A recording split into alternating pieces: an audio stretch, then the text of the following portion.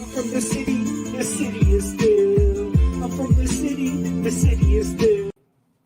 What is up, everybody? Welcome to Pittsburgh. My name is Anthony. I appreciate you joining me for another live stream. Today, guys, we're just going to be doing some live listing on eBay. I got some cards here that I've been slacking on getting up onto eBay. So today we're just going to do that. If anyone sees anything you're interested in that I'm going over here, we could also live auction it as well. I'm not against that. I know Sundays normally are auction day. However, I wasn't able to connect with Nate this weekend. So rather than just do a full-blown auction, I figured I would just list a few things on eBay. And if anyone sees anything they like that's going up, you can just make me an offer and we'll work that out. But in the meantime, your boy is going to start listing some stuff. I got a Eric Dickerson rookie. These are all bargain bin stuff, guys. I got from like Dallas and the National and a bunch of other places. What is going on? First off, to Warcraft in the house. What's going on, brother? Got Alex in the house. Good to see you, man. He's looking for some Zach Veen. Let me see if I have any Zach Veen. I know I did pick up a Zach Veen. I don't know if I've sold it already, though. Brad Barr's in the house. Good to see you, my man. But Laker, he said LaMelo, dibs. Any Jeters? I don't think I have any Jeters, to be honest with you. I don't know that I picked up any. Yeah, this is an Eric Dickerson rookie card I pulled out of the bargain bin. Can't beat that. So a lot of times what most people want on eBay, whenever you're listing stuff, a lot of people like the flat lays. I'll kind of show you what I mean by that. They kind of like the whole card out so they can kind of get a good judge. Because most people that buy raw cards, well, not most people, but some people, I should say, that buy raw cards like to be able to check its gradability.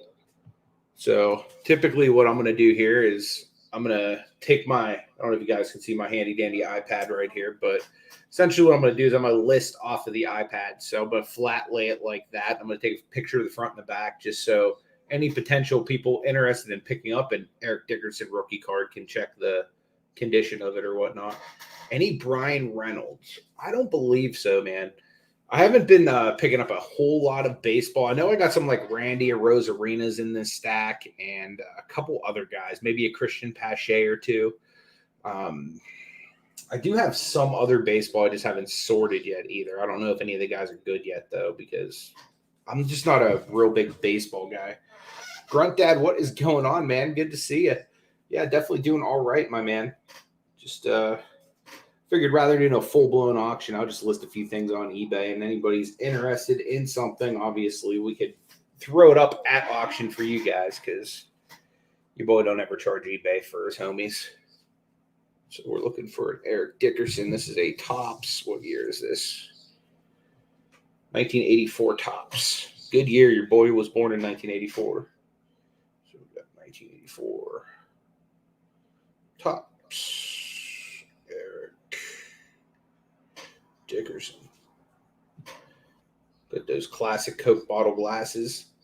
So what I always like to do is go check the recent sold comps just to kind of see what stuff's going for.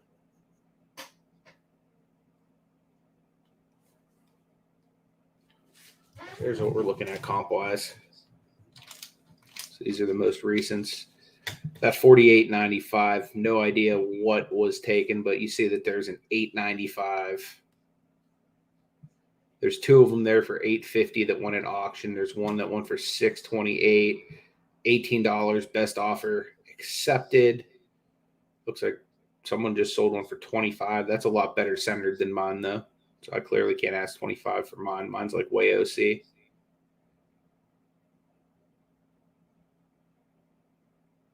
This one's almost sort of similar to mine. Mine's a little bit more OC than that, but it's pretty close at $9.50.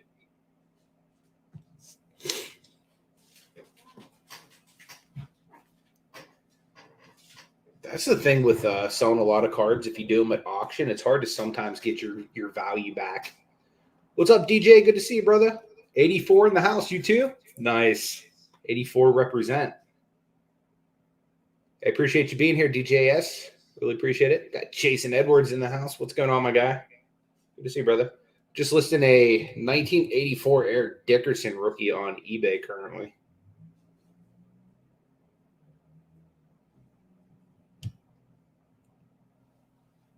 Again, like I said, if anyone's interested in any of the cards that I decide to list, just feel free to shoot me an offer in the chat.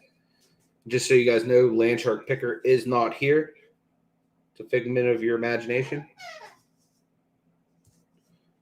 Right, so I'm going to take a picture here of Mr. Dickerson. Let's flip him over. So as you guys can see, I'm doing a flat lay here. That way people can get a good idea of kind of what they're looking at card-wise.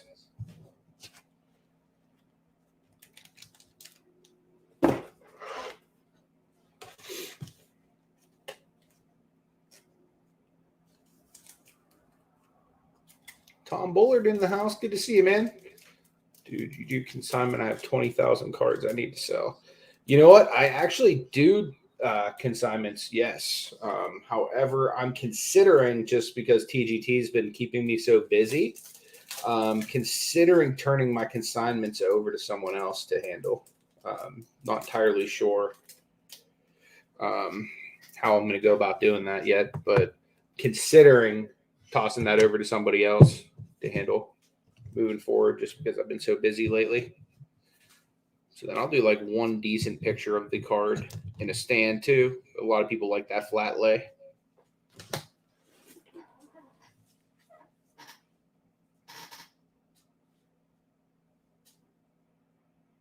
So I always recommend doing that flat lay. But your boy's going to get a little TGT advertising here with that stand. So we'll make that the main picture to kind of draw people in. AJ, what's going on, my man? You still using the cheap eBay shipping for cards? Any issues? I'm still using it. I've only had one card that I had an issue with out of like a whole bunch. So, yeah, I've been doing pretty well with the eBay standard envelope as of yet. But I do know that there's been people that have had some issues with it. So, I've only had one issue. Basically, the guy said he didn't get it. Tracking shows he did. eBay somehow partnered with him. Chris, yeah, there will be a fire sale coming soon, man. We have a really big one coming up at the office maybe this week with Marty's stuff. So Marty has some like really, really good stuff. And quite frankly, your boy wants to get it on some of his stuff too. For that, you can ship them in a top loader. Yeah, so eBay standard envelope is like a plain white envelope, a top loader. Basically, it's, I want to say, between 51 to 91 cents, depending on how many ounces it is. Consider listing lots of cards that would fit for that. Sub $5 cards. Yeah, that's not a bad idea, man. Steve says TGT grading deals. Right now, I'm pretty sure Alan either already has or is probably putting out a Labor Day deal. So I'm almost positive if you check out the @Transparent Grading Team Instagram account, you should be able to find a code there that'll get you a Labor Day sale. Later on, I'm probably going to be doing a break. Let's see if I can find my stuff. I'll probably be doing a Score 2021 break, which has 7 cello packs in it, but I also threw in 20 hits. So it's going to be like a hit draft like we've been doing. So you guys will have the 7 packs worth of hits to choose from, and then you also have these, which like I have 3 DK Metcalf Score rookies in there, a couple AJ Brown rookies, bunch of McLaurin, like just different players that I just had in my auction stack that were from Score. So I figured to make it more fun, we'd do like a snake hit draft with it.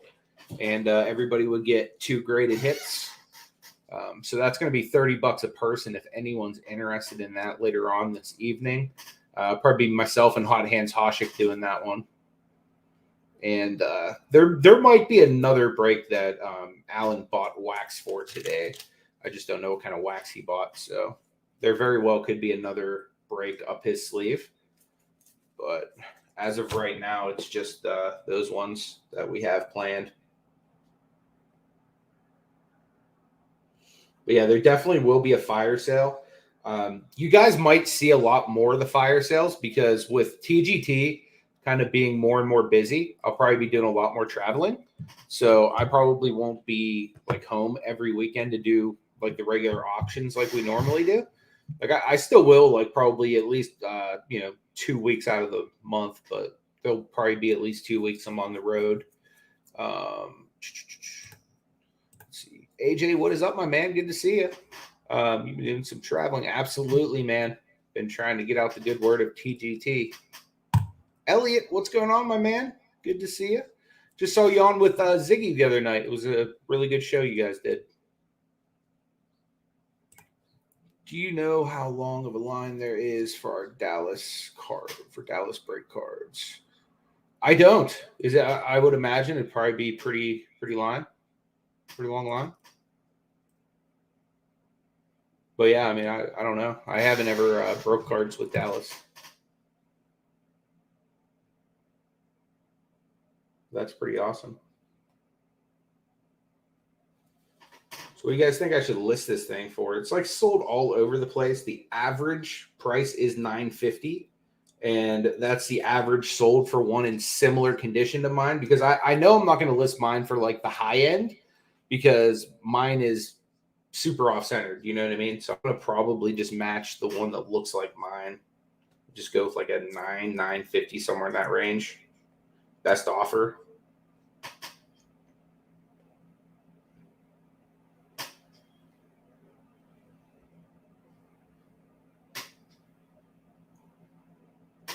Boom. Nice thing about listing on eBay too is eBay, like the more you list, the better like your store does. So let's see if I put something in wrong. Yeah, it might help if I tell it how I'm going to ship, huh? eBay standard envelope. That'll do.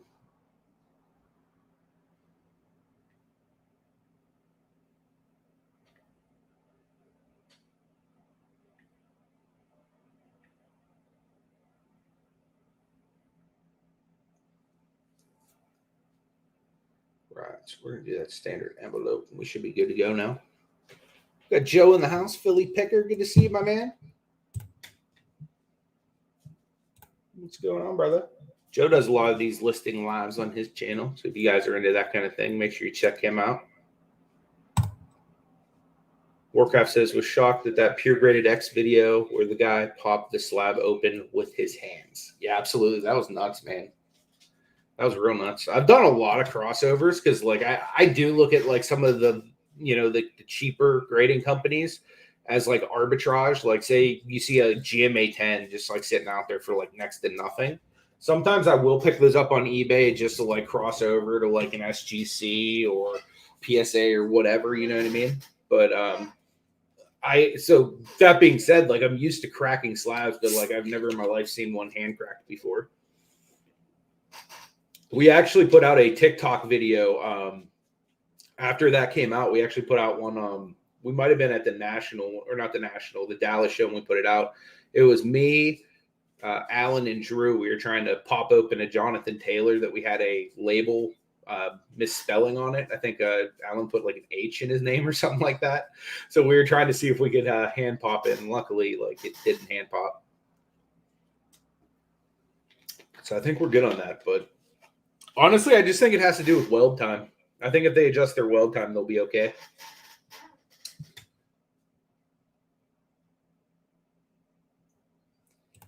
Yeah, dude, it was nuts. It was super nuts. I almost wonder if, like, because I know they use a similar slab that we use, and we use the one that PSA uses. So I almost wonder if, like, there's some PSAs out there that are, like, kind of shifty like that too. I don't know. Maybe they use like a lesser plastic. I'm not entirely sure. But I'm going to throw this one up next. This is a Brett Favre rookie card. A little iconic upper deck card. Him sitting on the bench. I used to have this when I was a kid. I used to love this card. Brett Favre was my guy. I'll start off with the nice little TGT stand. If you guys have never heard of this company is awesome. I met these guys at the Dallas show. This is Stand Up Displays. So they make these like card holder things. And you guys know how much I hate these ones I always use. Like, I hate these things with a passion. These are just like fold up ones that you clip together. Super, super like low quality. These are awesome. You can even like adjust its thickness to like if you want to put a slab on there, if you want to put like an RPA or something on there, or multiple cards. I just really like it. Super cool. If you guys haven't heard of them, check them out. I'm not like a sponsor or anything of them. I just really like their product.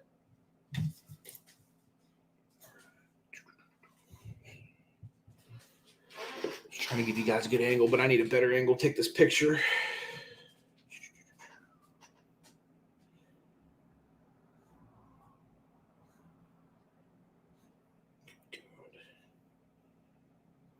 Eric Dickerson don't want to list.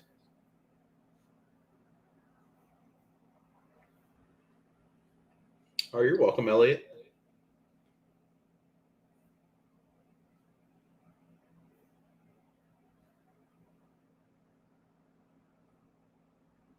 Tom says the Cole Anthony I grabbed from you for benefit auction popped open super easy.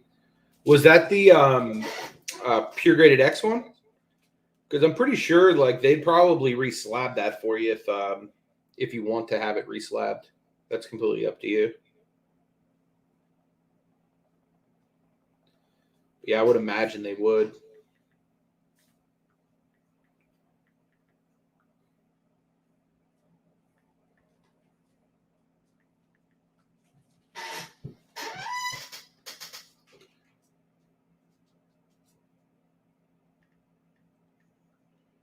Yeah, it was definitely something I wanted to try though with our stuff once I saw that, because that's like that would be a nightmare. My God.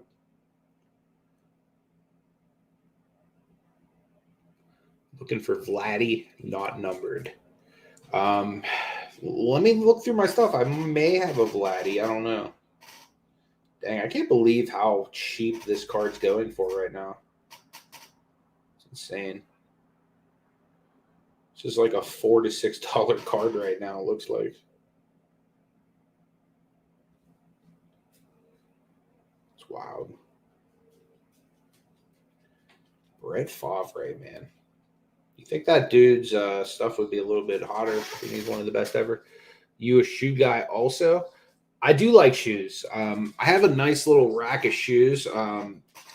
So I don't know how long you guys have been following the channel, but I think like the third video I ever did, like I used to go to like Ross Dress for Less and all those places, and like they do these big markdown days. So I'd buy up like all the discounted heat, and I'd like flip some on eBay, and I'd keep ones for myself. So like I have a whole rack in the other room of like Jordans, Nikes, like Currys, like all kinds of different shoes I picked up for like $3 to $5 a piece. Some of them a little bit more, but like, yeah, I got a pretty decent like little shoe collection just from like kind of doing that little side hustle, going to the, Ross Dress for Lesses and stuff like that. But like the third video ever on the channel, like it's horrible quality, so I don't expect anything good. But we got like 3 full carts full of stuff at Ross Dress for Less that day. And I'm still rotating stuff through like my wardrobe just from that trip.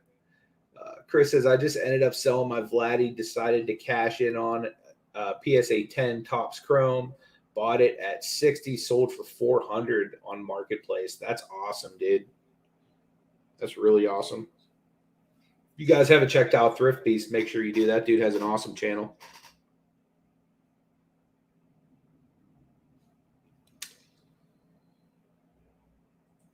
Yeah, that dude definitely knows his stuff. But yeah, I do really enjoy shoes as well. I don't like spend money on shoes like I do on cards.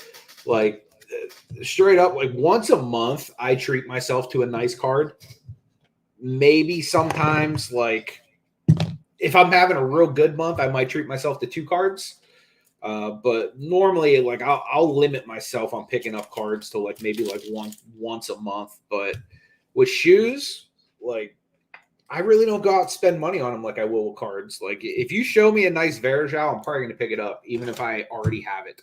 It's just like I have a sickness when it comes to the Steelers and the Cavs. But like shoes, not so much. Like I could go like a year without buying shoes, but then again, I have like a huge stockpile of shoes. But then again, at the same time, I have a huge stockpile of cards, and I can't stop myself from buying those. So I don't know. Maybe I have an issue.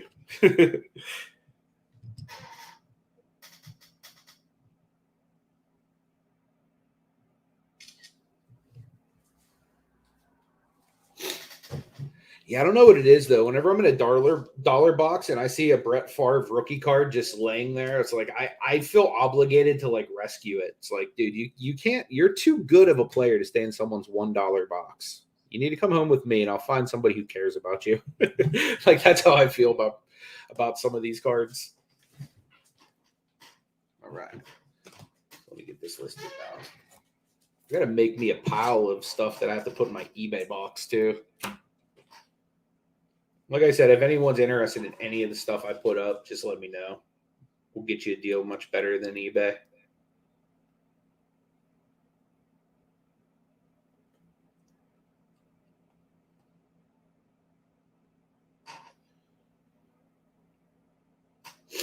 Have you guys found a better solution than eBay, by the way? Like I always like to ask people that sell cards or deal in cards. One thing I really did like that I've been using lately is My Slabs. I don't know if you guys have ever used My Slabs, but one thing I didn't like about the My Slabs platform is they only let you use like the top 3 to 4 companies. Like I got suspended for putting HGA up there. And I'm thinking like HGA is pretty like, nationally accepted right now. You know what I mean? As like a legitimate grading company. So that was the only thing that sucked. But like literally, like I was throwing GMAs up there and they were like flying out. I was like, my goodness, this is like a pretty awesome way to sell. Elliot says he has a pending application with My Slabs. Yeah, definitely not for raw. Gate City's in the house. What's up, my guy? Good to see you, brother. Yeah, I would love to get TGT on My Slabs. Like just seeing like how liquid stuff is on their platform, like really makes me want to try to get TGT to do a partnership with them. I think that'd be awesome. Spread this out so you guys can see a little more. A little Deion Sanders non-Jerry Curl edition.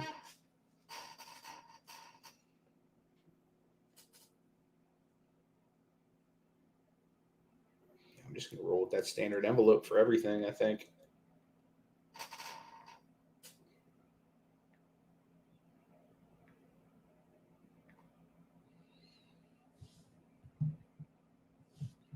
You don't like Slab Site. Yeah, I mean, I would like it better if they had like an app or something like that. But personally, like I said, I would like it better if it was inclusive to like all of the grading companies. Like, I just feel like if you're going to say My Slabs, you should be able to like sell like all the slabs on there. You know what I mean? So that was the only like thing I would say I didn't like about their platform. But the stuff I put up there sold really well. So like I was happy in that sense. Because, whenever I try a new platform, I'm always like, okay, what's going to be the tangibility to like actually move my stuff? You know what I mean? Because I always end up trying, okay, like I'll do Macari, I'll do X, Y, and Z, trying to kind of save myself a little bit of what eBay is taking, with the fees and everything like that.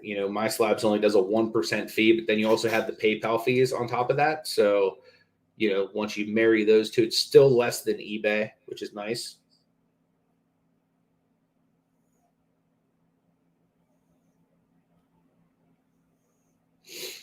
Yeah, but I always find myself coming back to eBay in the end. And I'm wondering is there a better way? You know what I mean? Like I've been really trying to get on with Whatnot.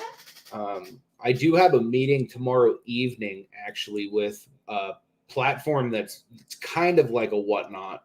They deal with a lot of breakers and different people that do auctions kind of like I do on eBay, or not eBay, but like YouTube and Instagram, that kind of stuff. So I deal with a lot of people like that. I'm gonna list some numbered cards. This whole stack right here, the top one, that's all numbered stuff that I just had sitting here in one of my boxes. I got just like boxes for days chilling over here. This is normally the behind the scenes you guys would get from an auction. Facebook Marketplace, only issues doing the meetups. Yeah, for sure. That would be the big issue for me is the actual time to like actually go meet people. That's what I like about eBay is I can literally just sell it, put it in a plain white envelope and stick it in my mailbox. And I don't have to do anything else.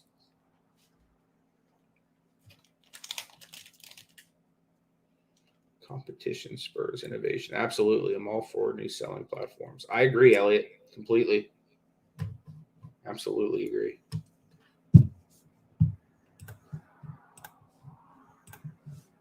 Completely agree.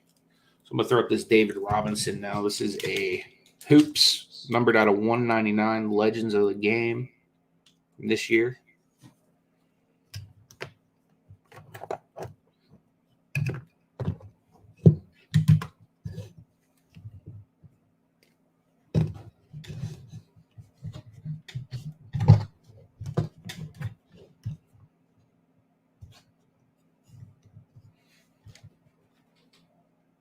So it's 20, 21, Hoops, David Robinson, 90 to 199.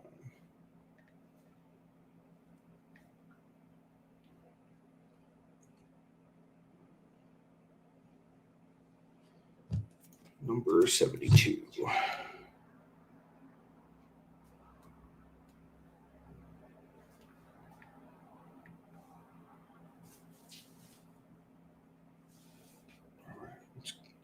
You always want to check solds too, because sometimes people just ask like stupid prices on stuff. So the people I saw asking for stuff on this card were asking, that's a base actually. So there actually is not a numbered one, I don't think. Oh no, that's out of 699. So the one we have is out of 199.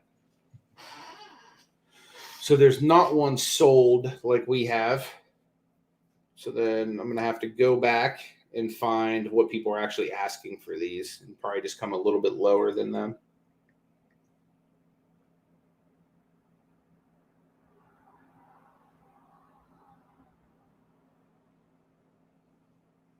Is $6.99?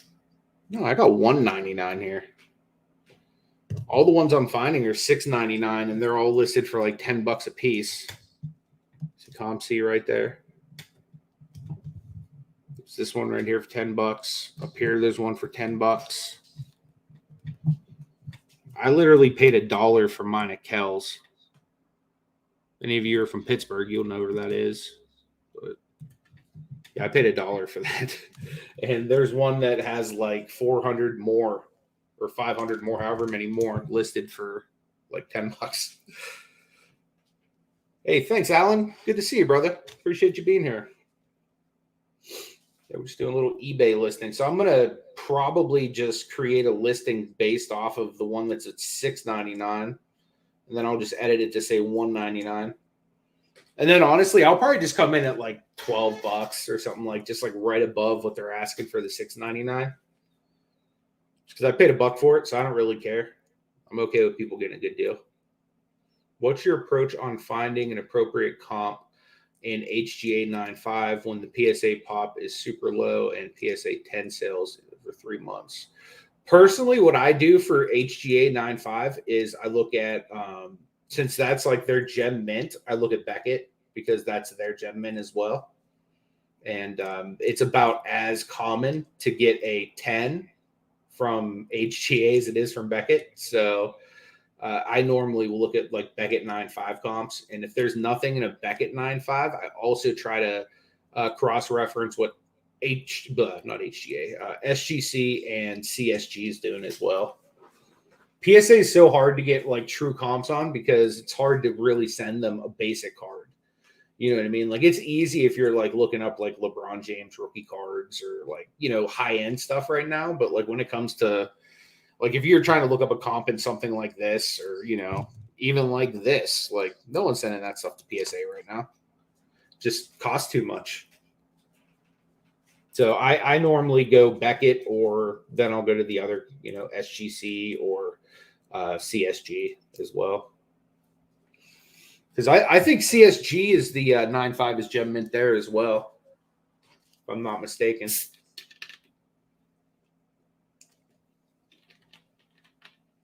Paul says, when I sell on local apps, I only meet at a gas station right now by my house. That way they don't show I'm not out a bunch of time. That's really smart. One of my go-tos is the Dairy Queen right by my house. Although I full transparency, haven't done that in a while just because your boy's on a diet and I can't not go to Dairy Queen and get a Blizzard. Oh my God, I miss Dairy Queen. But yeah, that's really smart, man. That way you're not missing a whole lot of time and you can probably even like pump gas or whatever while you're there to kind of multitask. It's pretty smart. So let's see, this is numbered out of 199. And it's actually like hollow looking, like, and the other one's not out of 699. It's just like white matte looking. But yeah, I so much prefer not having to even deal with people. Like, not that I don't like people. I really just like being able to throw it in my mailbox and being done with it, you know?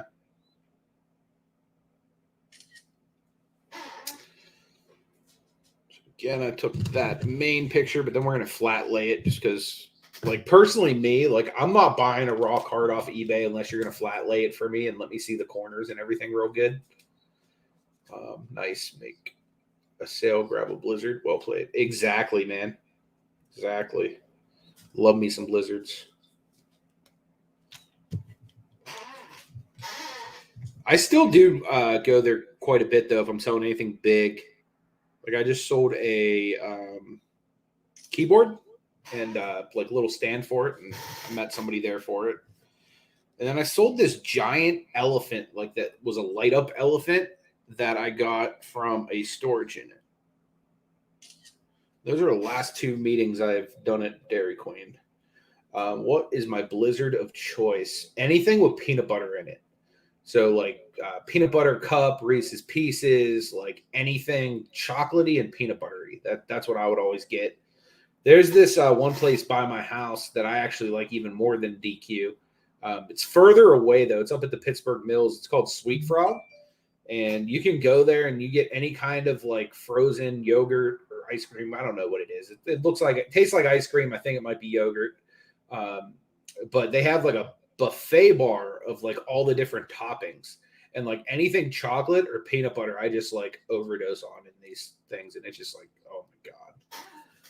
Oh man, I feel like Tyrone Biggums. I'm starting to shake. I haven't had chocolate or peanut butter in too long. Yeah, definitely high five on the Reese's. One thing I've been doing lately though is they make these keto bars. I think it's like 1 carb per bar. It kind of tastes like, I don't know if you guys remember like those old school fudgicles. Like I don't know if you guys ever ate them, but my mom always used to get them back in the day, like these little fudge pops. So it kind of tastes like one of those mixed with cardboard. But it's like 1 carb. But I'll take like Jif peanut butter and just kind of smear it on there and make it like a peanut butter like thing. It's so good. It's literally like eating a frozen peanut butter cup. It's like the best thing in the world, especially if you're keto.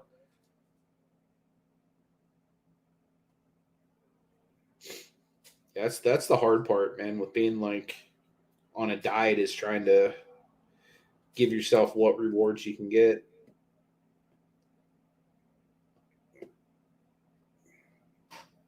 So we got the pictures in there. I wish it would just remember that I want to do the standard envelope for anything under $20. It makes no sense that it remembers everything but that.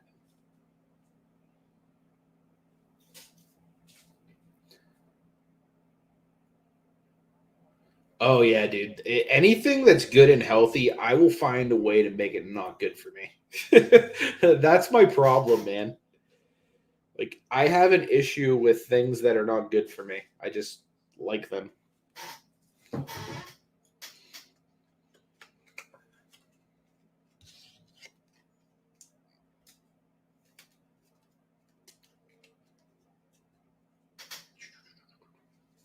Already lost the stack of stuff I was listing. Put this Devin Booker up next. This one's numbered out of 35. Dang, I didn't realize it was such a low number thing. Got this out of one of those Panini stickers.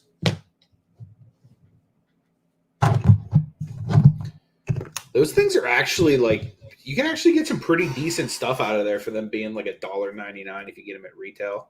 They're so worth buying.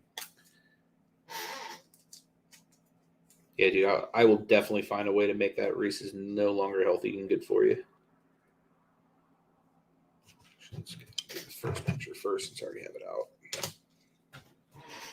So, I think this might be like Zion rookie year. Yeah, it's 1920.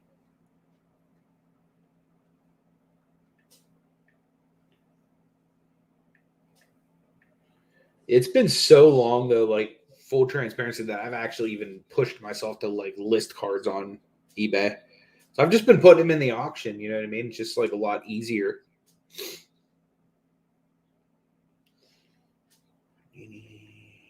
Devin Booker. What number are you? 55. Number to 35. Let's see if we can even find one of these on eBay.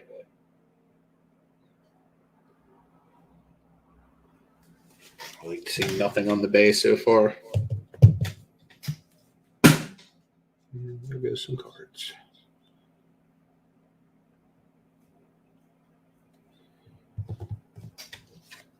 Like it shouldn't be that difficult to find one of these.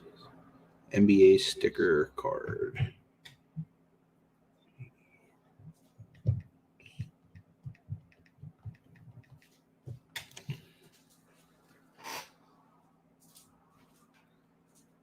That's awesome, Jason. Yeah, dude, they're addicting. They're so cheap. Okay, so there's a $9 just like Jokic, like not even numbered, I don't think. It just foil. So I would say he's probably at least on par with Jokic in my opinion, as far as like a star. It's like $1.99 just for the base. Nothing numbered though. Check solds again. Oh, here we go. Here's a blue one to $2.99 for $10. So mine's the 35. I'm so bad with math. I don't even know how to apply a multiplier to get that to 35 from $2.99. But I would imagine if I asked double that for one that's like way lower numbered, that'd probably be fair, right? So I'm gonna try. Pull that one up. That's out of $2.99. Mine's out of 35. Just say sell one like that. And then normally I'll just go to the title and I'll just change the number to whatever I need. You got a Sekou numbered to 75, a Zion card, and a Zion sticker. Nice. Dude, I wish PSA would hurry up with my Sekou stuff right about now. Because, like, if he's going to ever have even a shred of value, it's probably right now. And it's still there. I sent my Sekou stuff to PSA when Sekou was, like, hot in the hobby. If that tells you how long it's been. It's literally been over a year. It's bad. But yeah, for those of you that don't know, Sekou just got traded to the Nets. So he's going to be possibly on a team that could go pretty deep into the playoffs. So hopefully he can develop himself a little bit of a role. That'd be nice.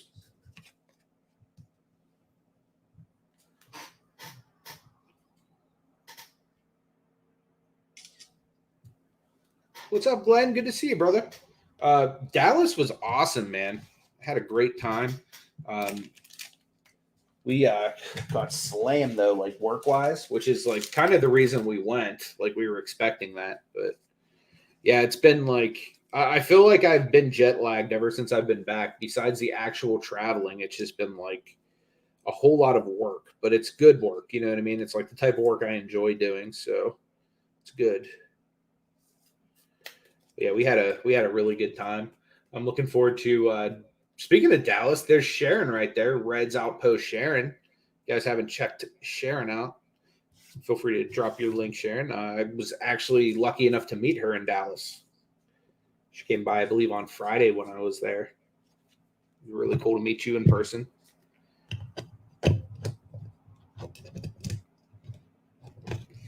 Believe, I don't know if anybody's near like the North Carolina area, but we're the end of this month, the 25th and 26th, I believe it is.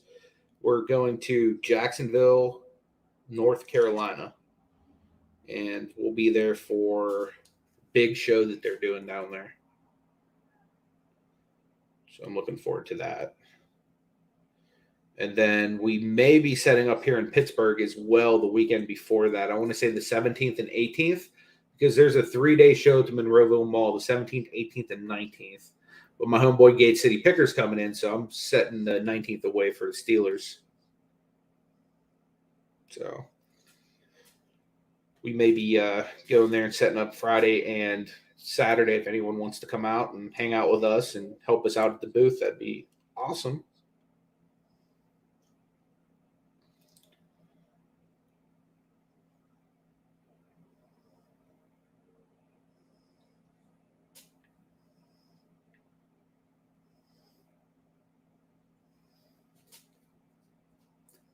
I think would Taco fall on the Cavs? Now, do they have a chance to play in tournament? Dude, I hope so, man. The Cavs have – oh, dude, we made great connections, Glenn. Yeah, we made some phenomenal connections. Honestly, it would have been worth it even if we didn't get busy just to go out there and meet the people we met. You know, that kind of stuff, like meeting not only like influential people like that do what, you know, I aspire to do, you know, for, you know, full time for a living. Not only getting to meet people like that and getting to pick their brains, but like the actual demographic of people that, you know, come by is like literally the market that we're looking to break into. So like getting to actually have somebody say to our face, like, hey, you know, I like what you're doing with your slabs here, but have you thought about this? Like there was one guy that came by and let me show you this on here. So do you see how the subgrades right here, they don't line up together? Whereas like say on a Beckett slab, they all line up really nice, the numbers. So that's something that we literally changed just because somebody walked by and said, hey, have you thought about this? Or have you thought about that? You know, like just the base label, we changed that just because my man Alan over at Connections, like, hey, I really like what you guys are doing, but I'm a big fan of like base labels like PSA or SGC have. Have you ever thought about implementing that? So like there's some really cool things that TGT is adopting that literally just comes by people saying, hey, have you thought of this or have you thought of that? Like, so there's no better, you know, feedback than meeting literally face to face with the people that, you know, would be the ones grading or looking, you know, for a company to grade with. So, you know, that's been one of the best parts of all of this is just getting to, you know, meet a bunch of different people and just kind of get to learn kind of what the hobby's looking for. And really, I think the biggest thing the hobby's hungry for, at least when we meet people, is really the transparency and just to know that you're not getting, you know, screwed over, that your card's being accurately graded, that it's being portrayed why it is what it is, you know. So like I think a lot of people really, really like the concept. I think that's been awesome. They know you're a real person. Exactly, Glenn. Because they know you're a real person and can talk to you on the phone or going to shows. Absolutely. I'm thinking about going to the Raleigh show in a couple of weeks. That is awesome. I know my buddy Paul, Gate City, lives out that way as well. He'll be at the Jacksonville show, but yeah, if you can make it there, that'd be awesome. So let me see. I missed a couple things here. Cardinals fan, what is going on, my man? Good to see you, brother. In the Green says, I have a question. I heard you say twice that you send your cards to PSA and Beckett. No disrespect, but if you're trying to get TGT going, why would you send your cards elsewhere? So actually, great question. I'm glad you asked that. Currently, I do have cards at both PSA and Beckett. Mainly the two services I'm using right now, if I'm not sending to TGT, would be SGC. So anything I personally like want to like flip that's like higher end, I normally send to SGC just because they have good turnaround times and they've always had fair service with me. And the other one I use, like if it's like low end stuff, like say I wanted to grade and flip like a Patrick Mahomes fireworks when Prism first comes out. Like right now on eBay, this might be like a $1 to $2 card. It's nothing super sexy, but you can pay $8. And when Prism first comes out, somebody will give you $30 for that. You know what I mean? So lower end stuff like that, I have sent to GMA in the past. The reason I don't send that to TGT is because, like, if we're going to be transparent, we want to make sure that everybody knows that we do not buy and sell our own slabs. So, for example, anything that I send to TGT is a personal collection item. And we've done that. We've made that commitment as an ownership team, just because then there can never be anybody. Like, for example, whenever I used to work at a church, one of the things was you're not meeting alone with a woman, because even though you don't take advantage of her, if she comes out and says, hey, this guy's over here is a pervert, it's her word against mine. So you're covering your own butt. So for us, what we do is if we want to flip cards, like, because you guys know, I still am a group submitter. I just sent a group submission out to GMA, like literally last week. So, or not GMA, to SGC last week. So, in my other business, Pittsburgh, I still do group submit to some other companies, but the main reason is just because we've made a commitment to not flip our own stuff, because we're in it for the long game. Meaning, like, it means a lot more to me that our grades are taken seriously than being able to, like, pump more money into our company just by grading my own stuff. You know what I mean? So I still, like, for example, I just sent in 21 cards in my group submission for myself, but it's all stuff I'm going to keep, like Cavaliers, Steelers, wrestling autographs, Marvel, all that kind of stuff. But anything that any of the ownership team grades with TGT is all PC. We've made a commitment not to sell our own stuff. Let's see. Blaze McCoy's in the house. Good to see you, brother. Appreciate you being here. It's a man who appreciates the art of professional wrestling. Appreciate you being here, man.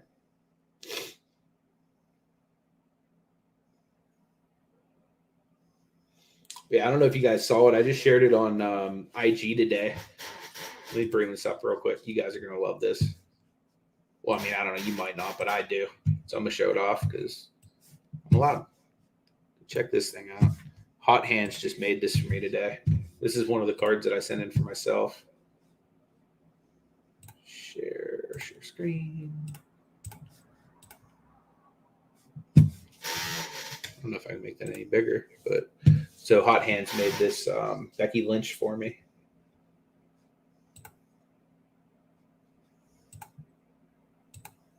There we go. Now you can see it better. So yeah, this is my Becky Lynch auto. Shout out to Sports Cards, etc. If any of you guys are local to Pittsburgh, they sold me this Becky Lynch card. Really fair prices and everything like that. But yeah, that's a custom label. I was like, dude, I just want the ring ropes behind her. And Hot Hands went ahead and brought it to life. We got Mama in the house. Good to see you. Oh, dude, I can't wait to get those TGT slabs in your hand, my man. But yeah, my goal eventually, guys, the green screen I put up sometimes that literally looks like there's like wall slabs behind me. I have a spare bedroom. I'll take you guys into it sometime, but it's a mess. We've been remodeling the house, and I've just been using it to store stuff. But what I'm trying to do is, if you guys have ever seen Show Your Slabs, it's a company that I really, really like. They actually, for free, gave TGT like a display that you could screw into your wall and like hang 9 slabs on. So eventually what I want to do is literally floor to ceiling in there around the shelves that I'm using to store my cards. I just want to have displays and like all of the cards that are really meaningful to me. Like, for example, this Becky Lynch, like I love that card. It's not even like a super valuable card. I think I might have paid $50 for it, or maybe 45, something like that. But I just really, really like it. Paul says my submission got there today. Beautiful. We'll definitely get rocking and rolling on that, my man. Yeah, she's a very pretty girl. Absolutely. Oh, dude, that's awesome. You got 2 Show Your Slabs. Really, really enjoy them. The other ones I like are these right here from Collect 3D Prints. These like little – I look at it as kind of like if a phone case had a baby with a picture frame is kind of what that is. And like I just really, really enjoy being able to like display my stuff. You know what I mean? Like I don't know. I'm sure most of you guys get that. Like I'm just a really attached collector is all. So So like I really get behind those type of companies that make stuff that like make my collection a little bit easier to display and stuff. Let me move this out of the way and I will get back to putting stuff on eBay. I just wanted to share that, Becky, because that's like currently one of my favorite cards that I have now that it has, like, I haven't even gotten it back yet. It just got graded and the label just got made. So I'm super pumped about that. So I should let any of you guys know that are part of my group submission, because that was part of my group submission, that we're making pretty good progress on it. So I think what we're going to do with group submitters moving forward, and we haven't really announced this yet. Alan in the house, Unuseful Cards and Collectibles. That's a new name. Good to see you, brother. Appreciate you being here. I'm doing good, Jonathan. Thanks, man. Appreciate that. I think one thing we're going to do with group subs going forward, like any of our approved group submitters, we've not really had a chance to talk to about this yet. But one thing we're kind of using mine as like the prototype for how we want to handle group submissions moving forward. But I think what we might do is we might offer a separate service to our group submitters where, as like, say somebody's order's done, like, because for example, part of my group submission, like we'll start at the top and we'll work our way down. And I enter my group submissions like by the person.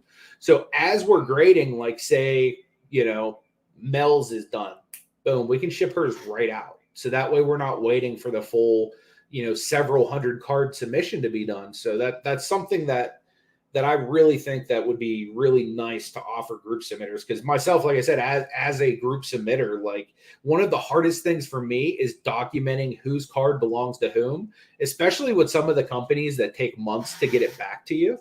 Like right now, I've been sitting on 3 CSG orders since March.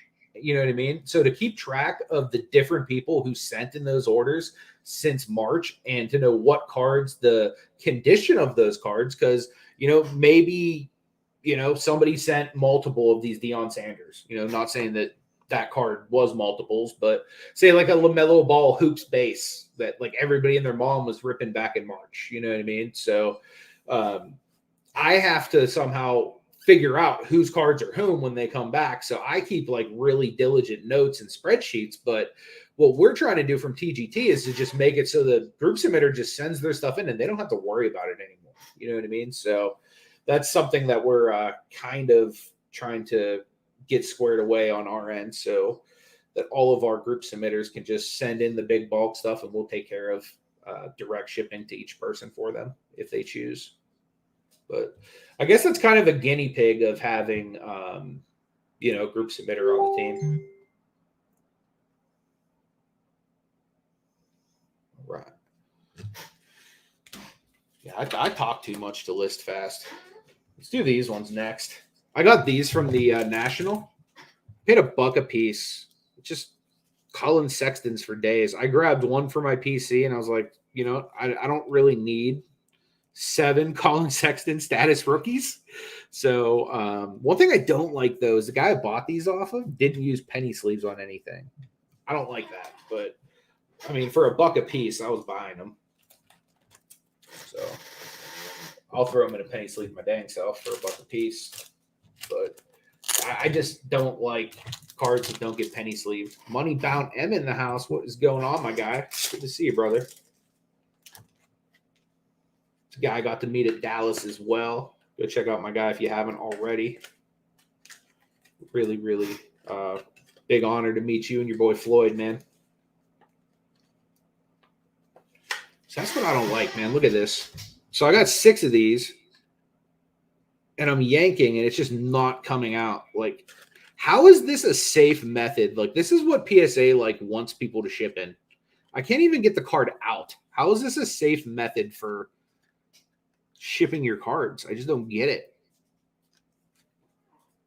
Like, I feel like I'm going to, like, damage this card just trying to take it out.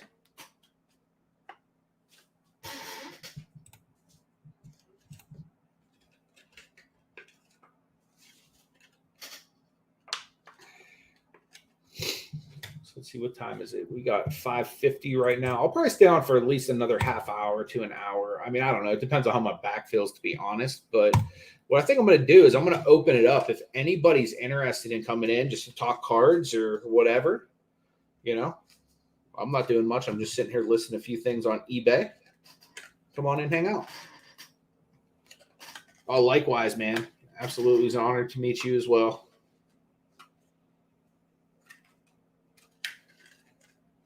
Trying to get that clip of us in yesterday's vlog, but it's on Drew's phone, I believe. So it wasn't on mine. So you'll probably be in my next Dallas vlog, I would imagine.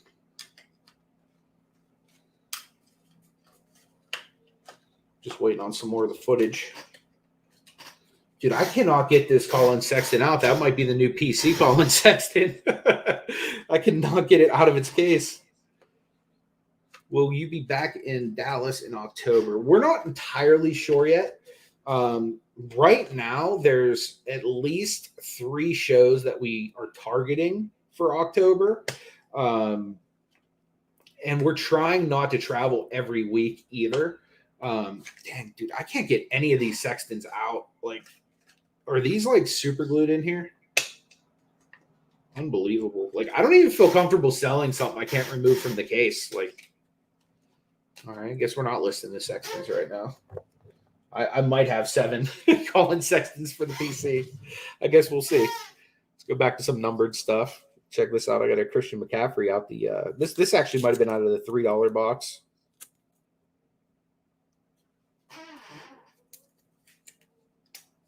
With starting a new grading company, how have you overcome some skepticism you have run into? That's a really good question, man. So honestly, for me, and like I say full transparency a lot, but like that's literally all we really have to do. Like with the way we've set up our company, like all we really have to do is tell the truth, because that's really what like I feel like our consumers really looking for is just an honest, like, you know, trustworthy company that will handle their cards and return them in a timely manner. So really for us, like the biggest thing with like skepticism is just by showing them the process. Like, for example, like I went up to a guy I bought a Giannis card off of this past week at the Dallas card show. And I was basically asking him, hey man, how much you want for that Giannis? And like, I was a consumer, like I wasn't even there to like talk to him about like the grading company or anything like that. I just happened to be at the show and says, oh, that's the show. I was wearing this hat. And then I had a TGT shirt on as well. So we're there and out of nowhere, he just another grading company, huh? You know what I mean? Like, and you know, I was like, yeah, I mean, I get it. You know what I mean? Because I see other grading companies and I'm like, okay, well, that's another grading company. Like, but really he goes, what's so special about you guys? And being that like I carry Leblingo everywhere with me right now. And I was just like, well, let me show you. And I literally had the Leblingo on me and I said, you see this card? He goes, yeah, it's pretty nice. He goes, I like your label, but like what's special about that? HGA has that. And I said, you're right. HGA does have cool labels like that, but here's something that HGA hasn't come out with yet, or anybody for that matter hasn't come out with yet. And I handed him my phone, and on my phone, I had the drive open showing all of the scans of LaMelo, the grader notes. And he was just like, wow, that's pretty cool. You know what I mean? So like, if you could turn a guy that was like less than 1 minute ago talking trash, almost like pretty much like there's nothing special about you, to say, wow, that's cool, and I'll actually check you guys out, like that to me was pretty cool. So the number one thing for us has just been like being upfront and honest with people, sharing the entire process, you know, from basically start to finish. That's been the best way. Because I know for myself, like as a group submitter, like I've submitted with some newer companies. I've also partnered with some newer companies on some projects as well. And one thing I've learned that if I can trust the grade, then I don't feel as bad as sending my cards away.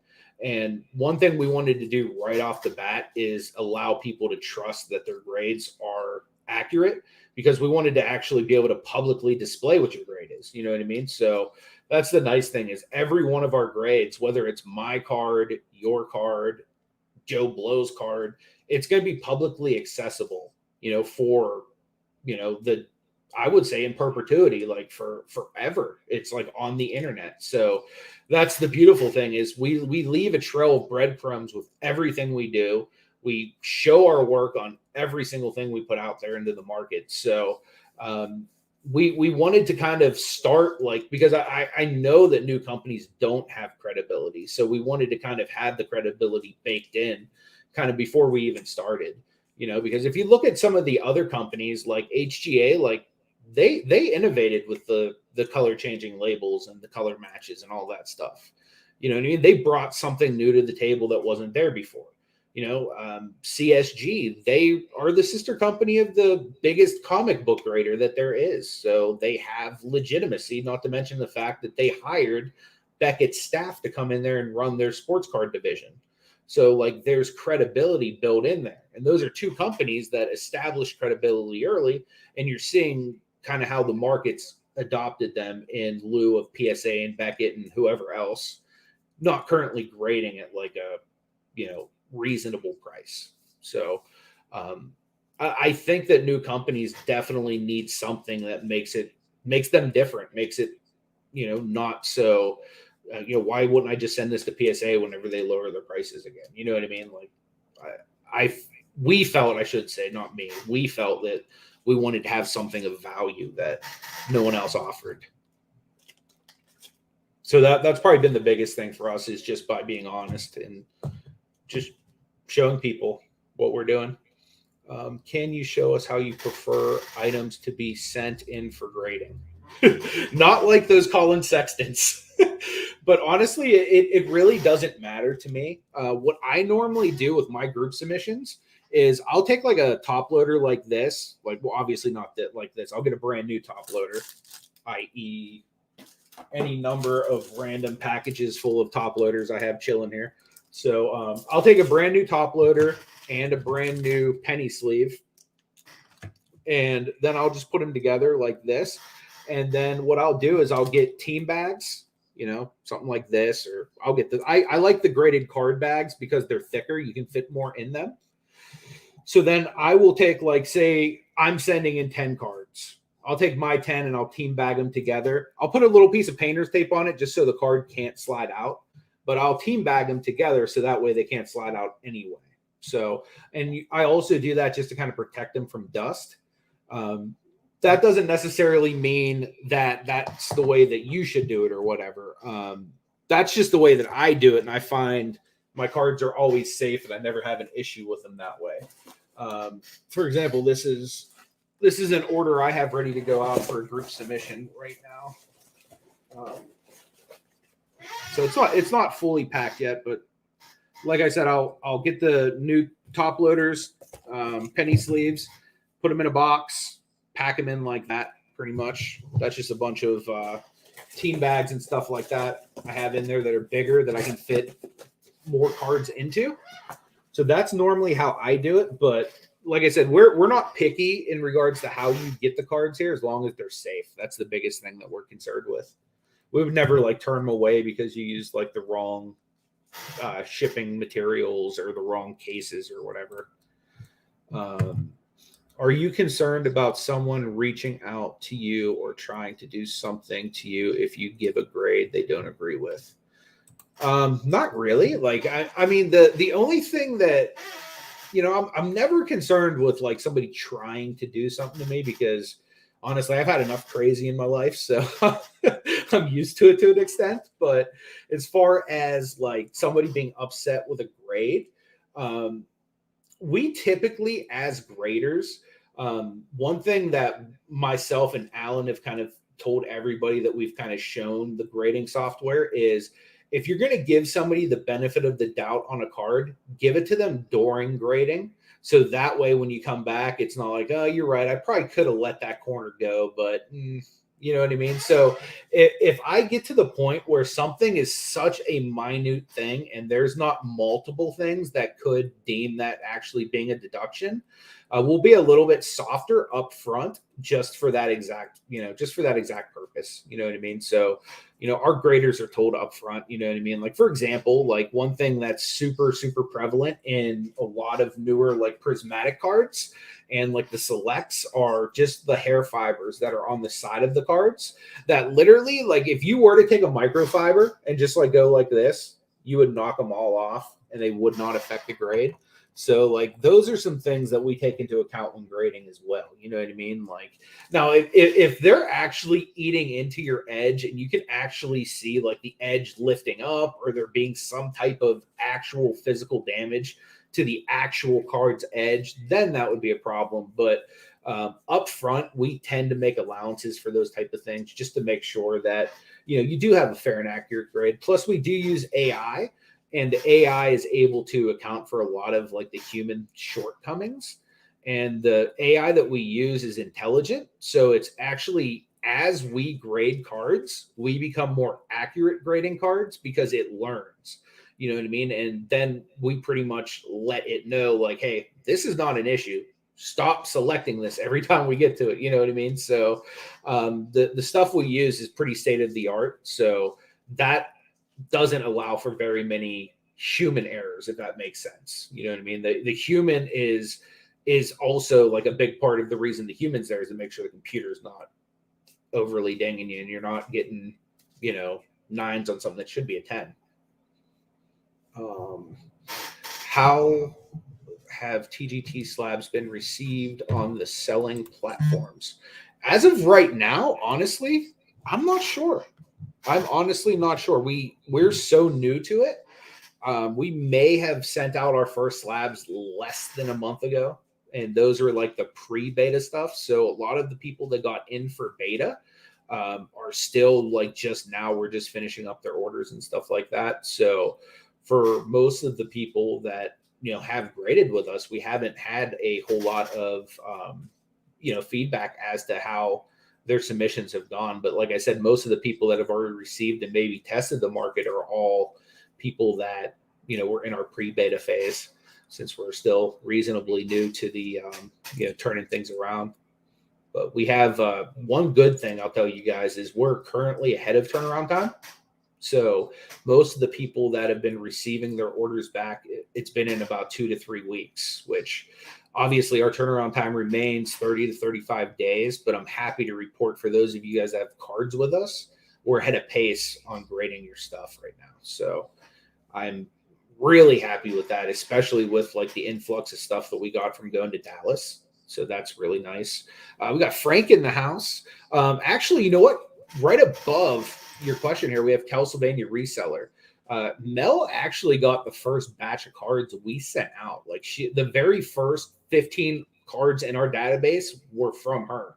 So Mel, if you don't mind sharing in the chat, like even if it's been like straight up doo-doo brown, like let us know how the slabs have moved. Like any that you've weren't PC or whatever. You know, if they've moved well, let us know. If they've been doo-doo brown, let us know that too.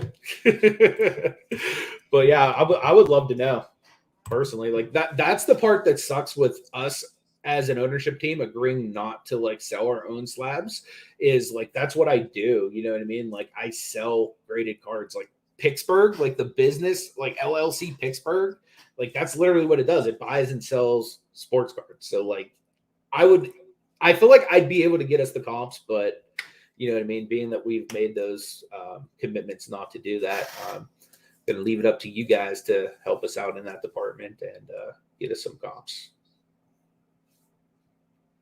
But yeah, I would love to, anybody that has sold a TGT slab. I know my boy Fabian. I don't think he's here live with us right now, but he sells a lot of TGT stuff on Facebook Marketplace. So I'm pretty sure, like, if you go on Facebook Marketplace and just type in TGT, like, you'll get one of his listings. So he's done pretty well with it on Facebook, to the best of my knowledge. But as far as like eBay or like tracking stuff, like one thing you guys, like, if you've watched this channel for a while, you know that I'm not an organized person. So like Alan would probably be the guy to talk to about statistical things. But with me, you know, you'll at least get an honest answer, even if it's, I don't know. I see one online for sale, graded by TGT. Nice. Is that on eBay or is it on Facebook? That is pretty dope, though. But yeah, there probably aren't a whole lot of our slabs yet, like, making the market, because most of like our really early stuff, they were all either like promo stuff that we wanted to like send to people so that they would learn about the company, or, you know, like just people that were in group submissions. A lot of stuff early on was like PC stuff for people. So I don't know how much of that actually has made it to the market yet, but as I hear things, I'll definitely release that stuff for you. And as we get a lot into the market, maybe I'll even do like a weekly video of like how things are selling or whatever. Because I do think that's useful information. So we're going to list this Christian McCaffrey relic now. So that is certified.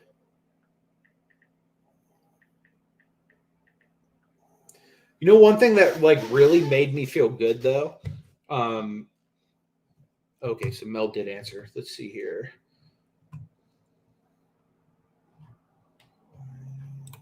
I did try to find out if it was my price or y'all's card. He never answered. Just say won't buy another TGT. Is this a guy that you sold to already, or would love to know why? Advice on selling cards on eBay. Yeah, so what I typically do, so for example, I'm looking this up right now.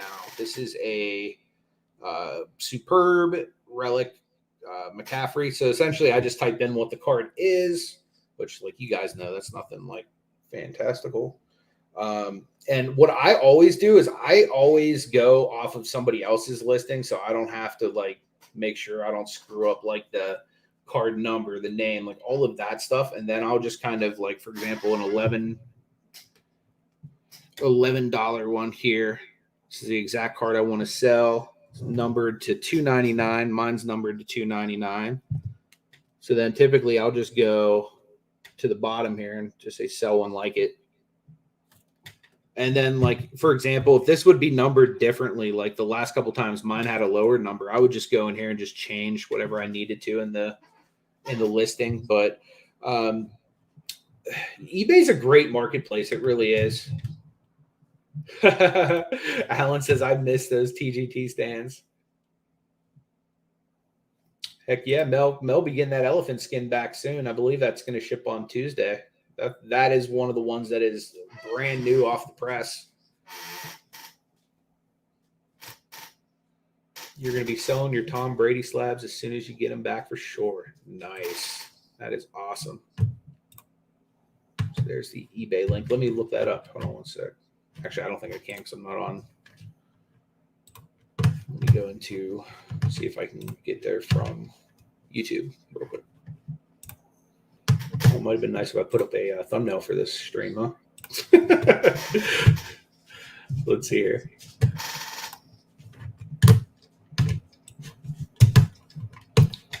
Mellow ball. Nice.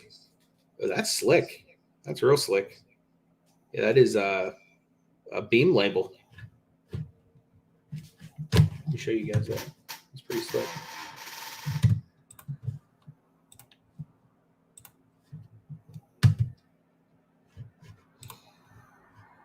I think I'm pretty sure I was there when this one was born. I remember Marty pressing this thing.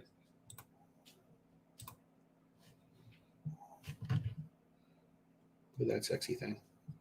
Nice little beam label on there. This may have been before we even got our base labels in, because mine has a, although mine's silver too, so I don't know if that's why. But yeah, it's pretty slick. Big shout out to, let's see who listed this. What's the name at?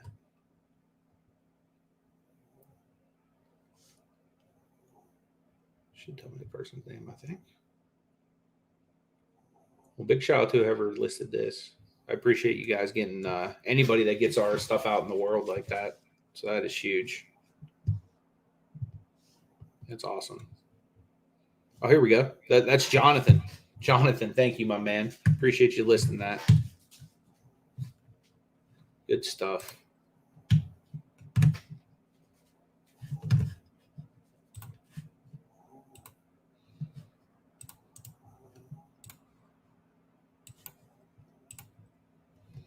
Hey, Alan, if you're still in the chat, come on in, man. Click that link. There was a couple questions that I thought maybe like logistically number wise you might know better than me.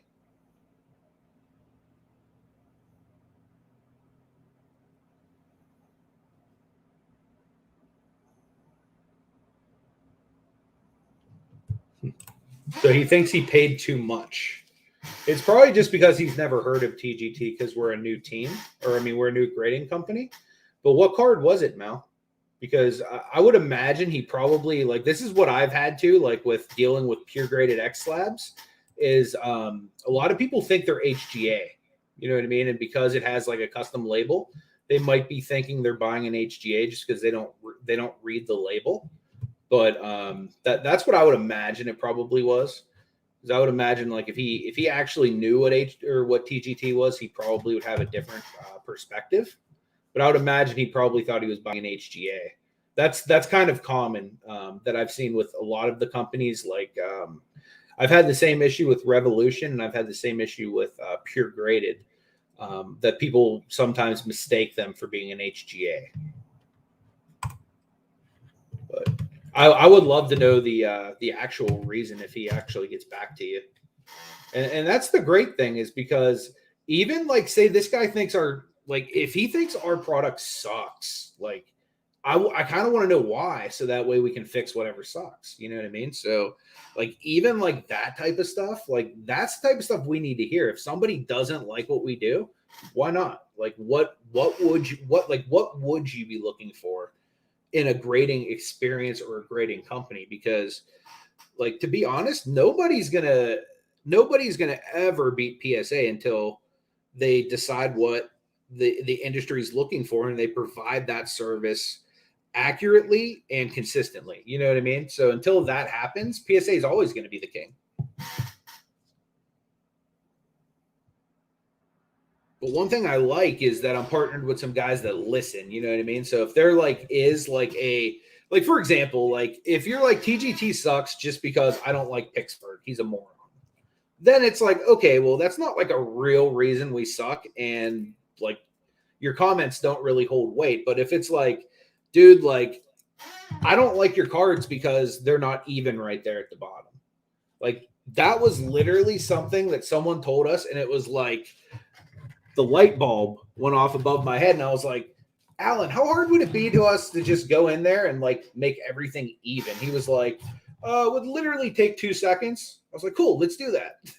And like literally in that moment, like something that would keep somebody from submitting to us was like changed to where like this guy would like now submit to us because we're not screwing with his OCD anymore. So like those are some great points.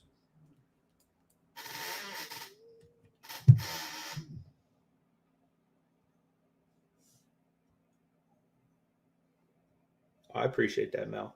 You're good peoples, though. You guys don't know Kelsylvania.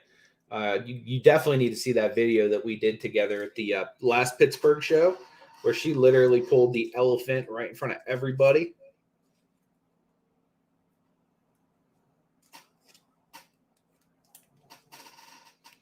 I actually might have a picture of your elephant too. I'll have to check my phone. If I do, I'll show that off here as soon as I get this back in its case. I hate sleeving relics just because they're so easy to ding. Cool, Mel. That's awesome. All right, so let me set this up on a little stand.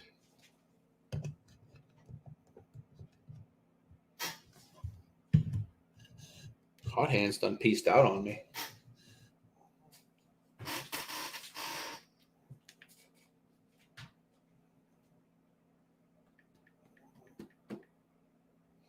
Alan heard, you guys suck. And he's like, yeah, I'm leaving Pittsburgh to that one. I don't blame him. I did the same thing.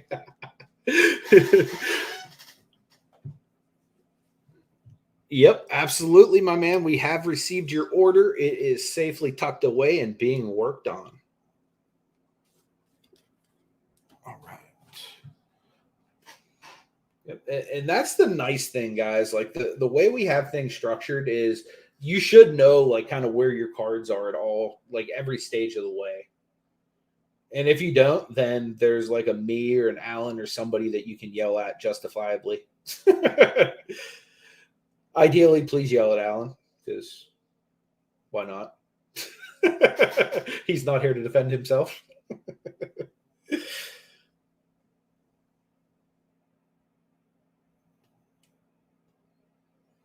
All right. So I see the last person here that sold one of these was for $12. So I'm literally just going to match like the $12 or best offer.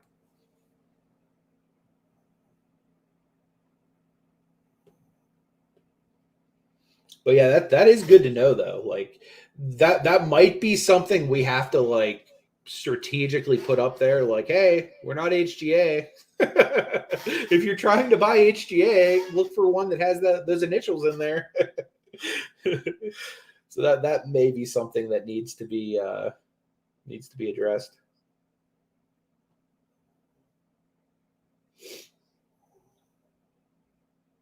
One thing I typically do whenever I list my cards, like especially newer companies and stuff like that, like some companies, like for example, like GMA, you just know GMA is going to come in at like right around a PSA 9 for like a GMA 10 as far as resale value. And you just kind of know that already. You know what I mean? So for a lot of that, and plus GMA has such a track record, you can kind of just search their slabs.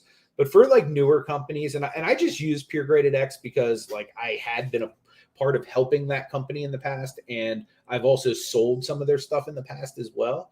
Normally what I would do for a company like that is I would just look up like another new company that has comps, like a CSG, for example, and I would just kind of go whatever their grade scale was correlated with that type thing to find out what I want to list it at.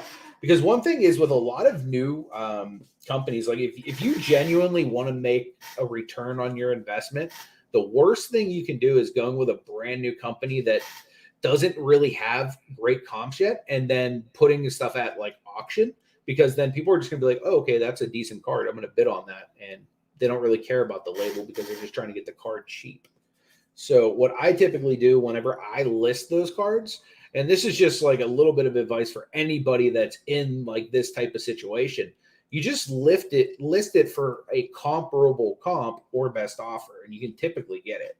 Like I've sold like back whenever Pure Graded was first like a thing, like I was selling their stuff like regularly, like right around CSG and SGC's comps.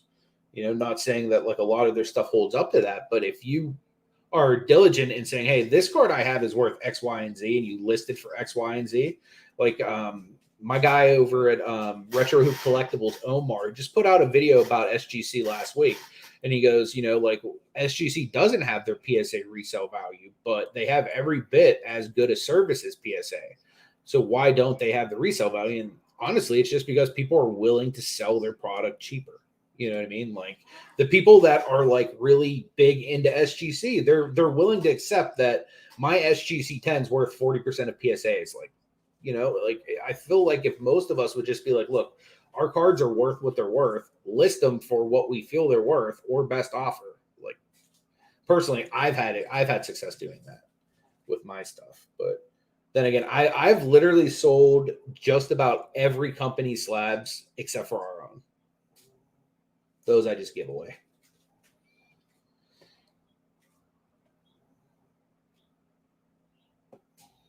But yeah, that's typically what I do, like buy it now or best offer.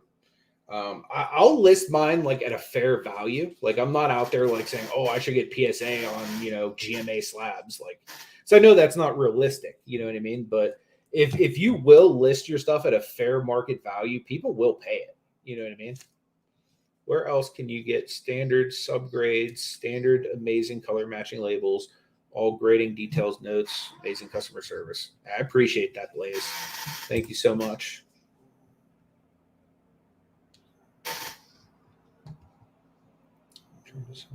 Enough to force that. Absolutely. That's what I do too, Jonathan. Like most of my group submissions, like honestly, is just for me to send cards in to grade myself. Like that's normally what I do with a lot of mine. So I hear you. A lot of the cards I flip is just to be able to collect the ones I want myself. Do you think you'll be doing another live slabbing stream from the office? Yes, I will. We'll be doing actually maybe Tuesday, believe it or not. We might be doing that on Tuesday. We're trying to upgrade our internet at the office right now. Like at my house, like I have the best internet you can have like in Pittsburgh just because I do live streaming. So when we set up the office, we just got like regular old internet, right? And like it's not adequate for this type of stuff we want to do, like as far as bringing you guys content and stuff like that. So that's why most of the time when we're there, like I'm trying to connect to a hotspot just because it gives me a little bit more stability, but we're upgrading to like the kind of internet I have at my house. So once that's done, we'll be pretty much going live from the office a lot more than we are right now, possibly multiple times a week. Definitely for breaks, slabbing, any of that kind of stuff you guys want to see. Live grading, we can do anytime. Like I can even do that here because most of our grading we do right from the iPad. So I can show you guys how that's done. We have been meeting with a few people that have been interested in becoming a part of the team and helping out, whether that's, in a bigger capacity or a smaller capacity. So if anybody is ever interested in being a part of anything we're doing, you could just reach out to us either via the website, social media, or whatever. And we're always looking for people that want to come and be a part of what we have going on here at TGT. I'll put this at the bottom. It's Le'Veon Bell. I don't really collect them anymore, but it's also a Steeler, so I have a sickness. So I'll put him at the bottom so he stays in my collection a little bit longer. So here's a Karl Anthony Towns. That's kind of like that David Robinson. This one's out of $9.99.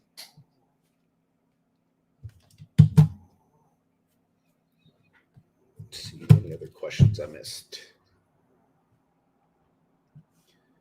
Just sent you the photo. You send me my. Oh, thanks, Mel. I appreciate that. Let me pull that up. Yeah, her card is so awesome, guys. Wait till you see this label Alan made for it. Move this over.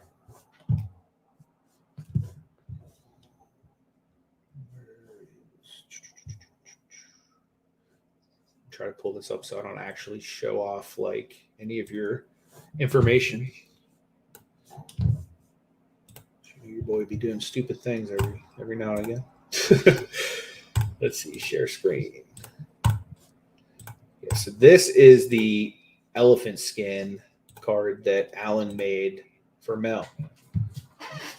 That thing is gorgeous. She hit a 10 Gem Mint Plus on this thing. Really, really slick.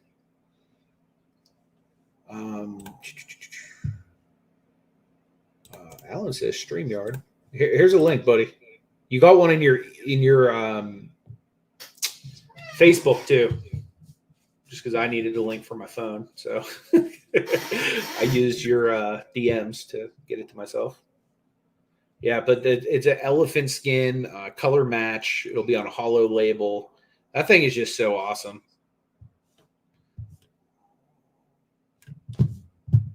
But yeah, as far as that guy that was dissatisfied, I would love to know why. You know what I mean? And if it was just like he thought he was getting HGA. So I know sometimes people will get a little butthurt about that. Like, oh, man, I thought I was getting X, Y, or Z, and I didn't. You know what I mean? Like almost like false advertising. So that's the only thing I've experienced in regards to that.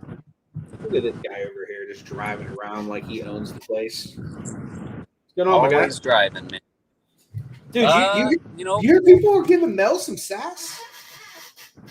They're like, did Hot Hands Hashik design this bum ass label that you've been selling me on eBay? They don't like it. Oh. Well, we're trying to figure out what it is, but like we got our first like negative comment, like in regards to like real negative comment or whatever. We don't know exactly what it is. Comment? They told her that they will never buy another TGT slab. So that's a pretty big comment. So we're trying to get to the reason of that. Like I'm wondering if it's somebody on eBay. Someone bought a card off of her on eBay, and then they sent her a message saying, "I'll never." Okay. Did they say why, or is it just No, they did not say why. That's what we were trying to figure out. Let me That's move weird. this down. I just got a phone call. Yeah, like I said, it's most likely they thought it was an HGA slab. That's possible. That's more than likely what it is. How much That- for that Towns? Let's see. For Shane M, does that look like a free card for Shane M, or what do you think? What's the number out of Carl Anthony Towns? He's asking how much is that? what's the Numbered out number of $9.99. What is it? It's a Carl Anthony Towns, numbered out of $9.99. I'm thinking that might be a free card for our guy Shane. Ooh, okay. He's a Minnesota boy. That might be a free PC card for him. Sure. That's all you, my man. I will get that out in the mail for you. Are you good with a plain white envelope? So I can get that out for you tomorrow, my man. That's super random that someone was like, I don't like that. I'm like, okay, well. Well, I told her, I said anybody that has sold a TGT slab, even if it I straight up said even if it's doo-doo brown, let us know. Even if your experience brown. I was like, we want to know because we want to get better. Oh, Shane, dude, that was nice, brother. You got to do that. Oh, we lost Alan. The doo-doo brown chases everybody away. You might need to click out and click back in, Alan. Sometimes it is your microphone or your camera that goes. My card cam's still down.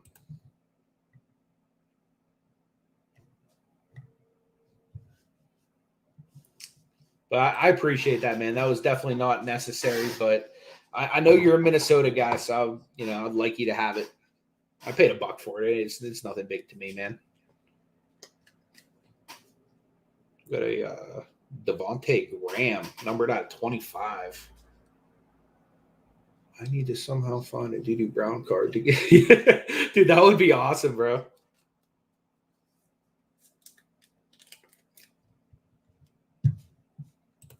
Yeah, the guy that was just on there is the one who made your label. Yep. Alan is the genius behind label creation. And again, dude, thank you so much for that $5. It was definitely not necessary, but I appreciate it. Absolutely my pleasure. That would be like if it was like a Vince Carter on the Raptors. That goes to Hobby Beast. We all know this. So that's your squad, man. I'm more than happy to hook you up with a free cat. That's why I like knowing your guys' PCs. That way, if there is something like that, I can hook you up. I got a question. If you have a lot of raw cards, where do you sell? I'm new to this. So most of my raw cards, I just sell on Sunday auctions I normally do on the channel. I was going to do one today, but my buddy Nate I normally do them with was MIA. So I just I decided I would just list a few on eBay. But normally I sell them right on eBay. Not eBay. I'd sell them right on YouTube. I'll just go live and I'll have my phone kind of pointed at the cards and I'll start lots off at $1 or however much, super cheap. And I think most of the people that come, they just don't really do what I'm doing right now. Go home and sell their $1 cards for 10 and call it a day. But yeah, so normally I'll just sell them right through this platform. Also on Instagram. But there's a new platform that I'm getting ready to meet with the owner of tomorrow night. I don't know if any of you guys have heard of Drip, but it's a platform sort of like Whatnot to the best of my knowledge, where you can go on there, sell sports cards, memorabilia, collectibles, stuff like that, where it's live like YouTube would be. But there's also an auction thing to it. I'm not super familiar with it. I know you can do breaking with it. So I'm just real excited to talk with them tomorrow to try to get myself approved, because most of these platforms where you have to get pre-approved have been pretty awesome as far as getting some decent value out of your cards. Hey, see you, Mel. I appreciate you being here. Send an email on Facebook. Okay, cool. Yeah, I'd appreciate that, Mel. Yeah, that would be great. I would love to, because honestly, even if it's bad, we want to know these things because we can't fix it if not. You know what I mean? Like, God forbid we might have misspelled something on his label. Who knows? You know what I mean? It could be any number of things. That's why, like, if we can figure it out and make sure like it doesn't happen again, that'd be awesome.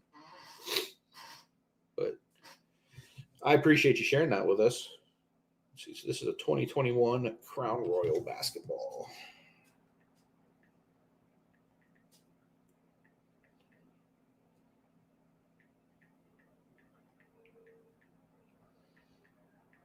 I think that there's probably like a built-in bias though towards a lot of newer companies too. Just because, like, let's just be real, like TGT is a newer company.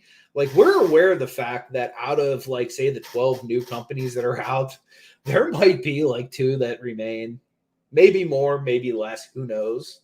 You know what I mean? Like, we're aware of that fact, and that's part of the reason why, like, right off the bat, out of the gate, we've like tried to bring some kind of value that, you know, just like you can't get it X, Y, or Z. You know, so let's see. This was Devontae Graham. Devontae. Might help if I could spell Devontae.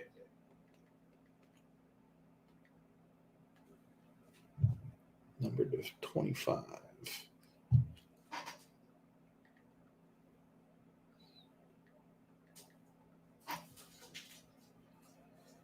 Right. Let's see what you're worth, my guy. So the number to 25, somebody is selling it for 10 right now. Let me see what it's sold for. All right. So 1 to 99 sold for like 3 something. Look at this guy coming back. A hot-handed one. What's going on, my man? You all right? Oh, dude, that's awesome, man. You're going on Star Stock. This was like an emergency answer, bro. Like my dad emergency answer. Really? Yeah, no, he got picked up right now. He had to go emergency right now. Oh man, we got to pray. What's your dad's first name again? John. All right, let's pray. Sorry, man. Yeah, man. I had to answer that. I was like, oh my god, like. Yeah, dude. Understandable. I would have done the same. Not a problem. Let's pray for him. Lord, right now in Jesus' name, I want to lift up John to you, God, and I just want to ask that regardless of what's going on with him health-wise, I know that he's been struggling for a while, God. I just ask that you would be there, that you would comfort him, Lord. I just ask for healing right now to just flood through him, Lord. And I just ask that you would just grant the doctors, nurses, wisdom, discernment, and how to treat him, Lord. And I just ask right now that you even give comfort and peace to Alan. Lord, as he has a million things on his plate, Lord God. So Lord knows he doesn't need one more thing added. But Lord, I just ask that you would just do such a transformative miracle in his life. In Jesus' name, amen.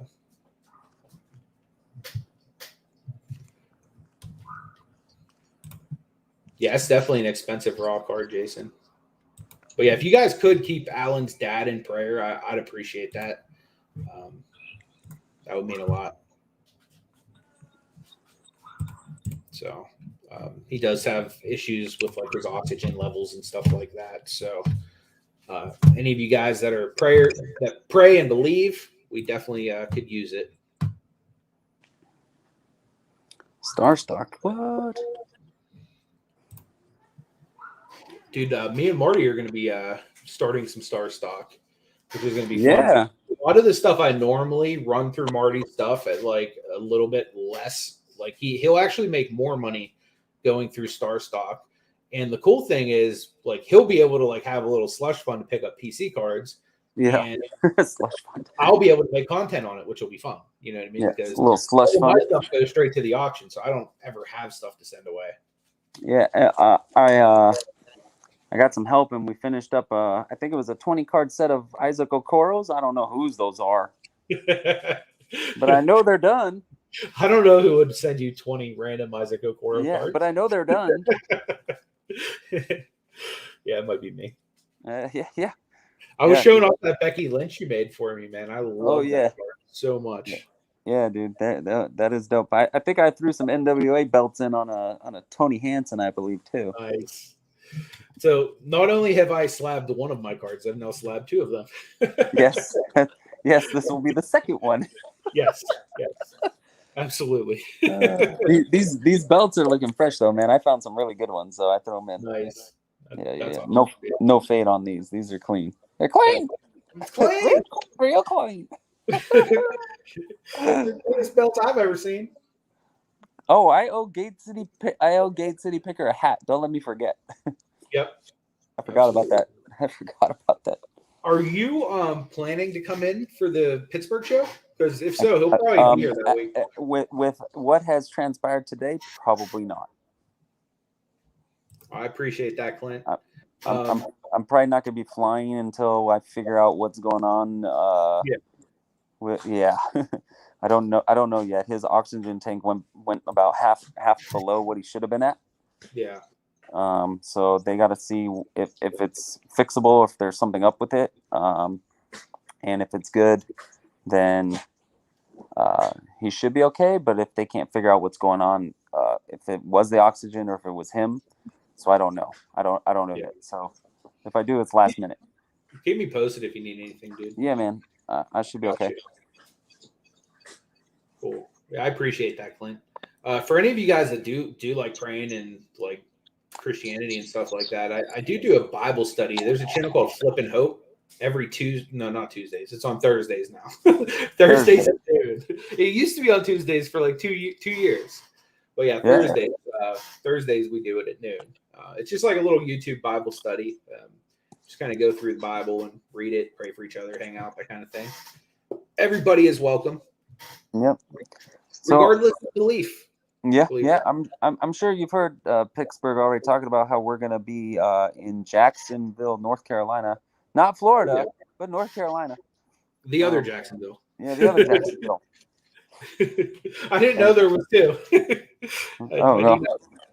Well, whatever. And we're gonna be headlining that over there, offering our grading services to the locals down there and to everyone, obviously. Hopefully we get a little more love down there than we did from eBay, I guess.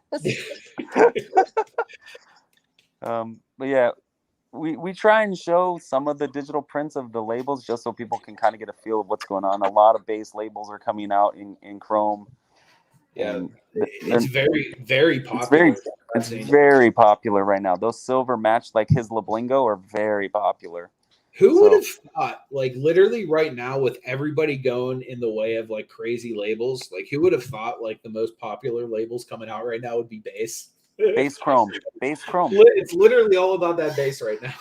It is. The base chrome. They're clean. That's the reason I think the custom, we enjoy doing them to an extent where it doesn't sacrifice the overall layout of the label, I guess is what I'm trying to say. Like we just want to keep it very, very legible, organized, nothing where the background picture or image or creative custom or anything like that takes over a label or a card. So but yeah, we'll see. I mean, that Becky Lynch is one of my favorites.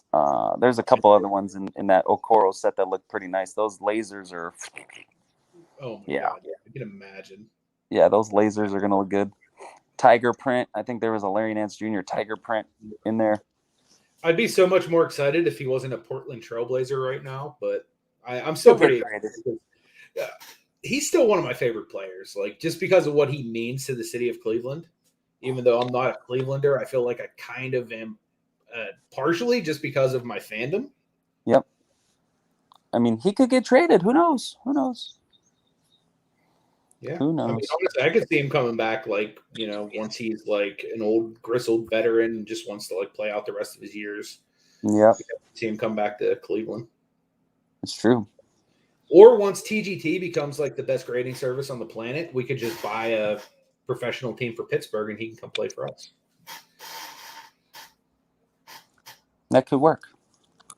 I'd be a fan of that. Would you expense an NBA team to me? Because you're kind of the man in charge. Yeah, let's just all have some percentage in an NBA team. That way we can just sit courtside.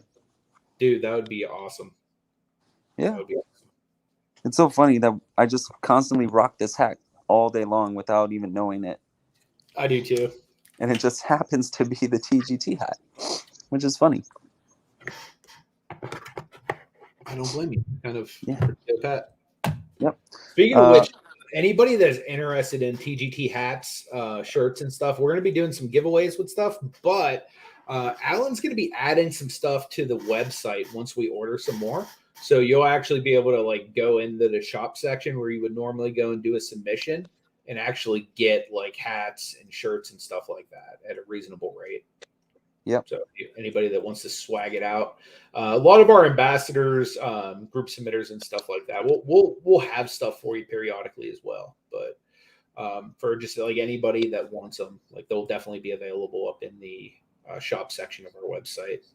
They're not yet, but they will be. No, trying to figure that out. How much in bulk want to order?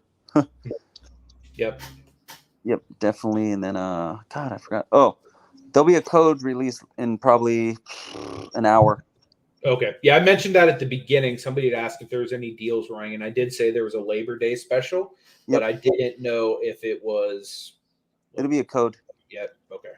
It'll be dropped probably in an hour. I just need, little marination time. Give me like an hour. Yeah. I'll drop a code for everyone. Yep.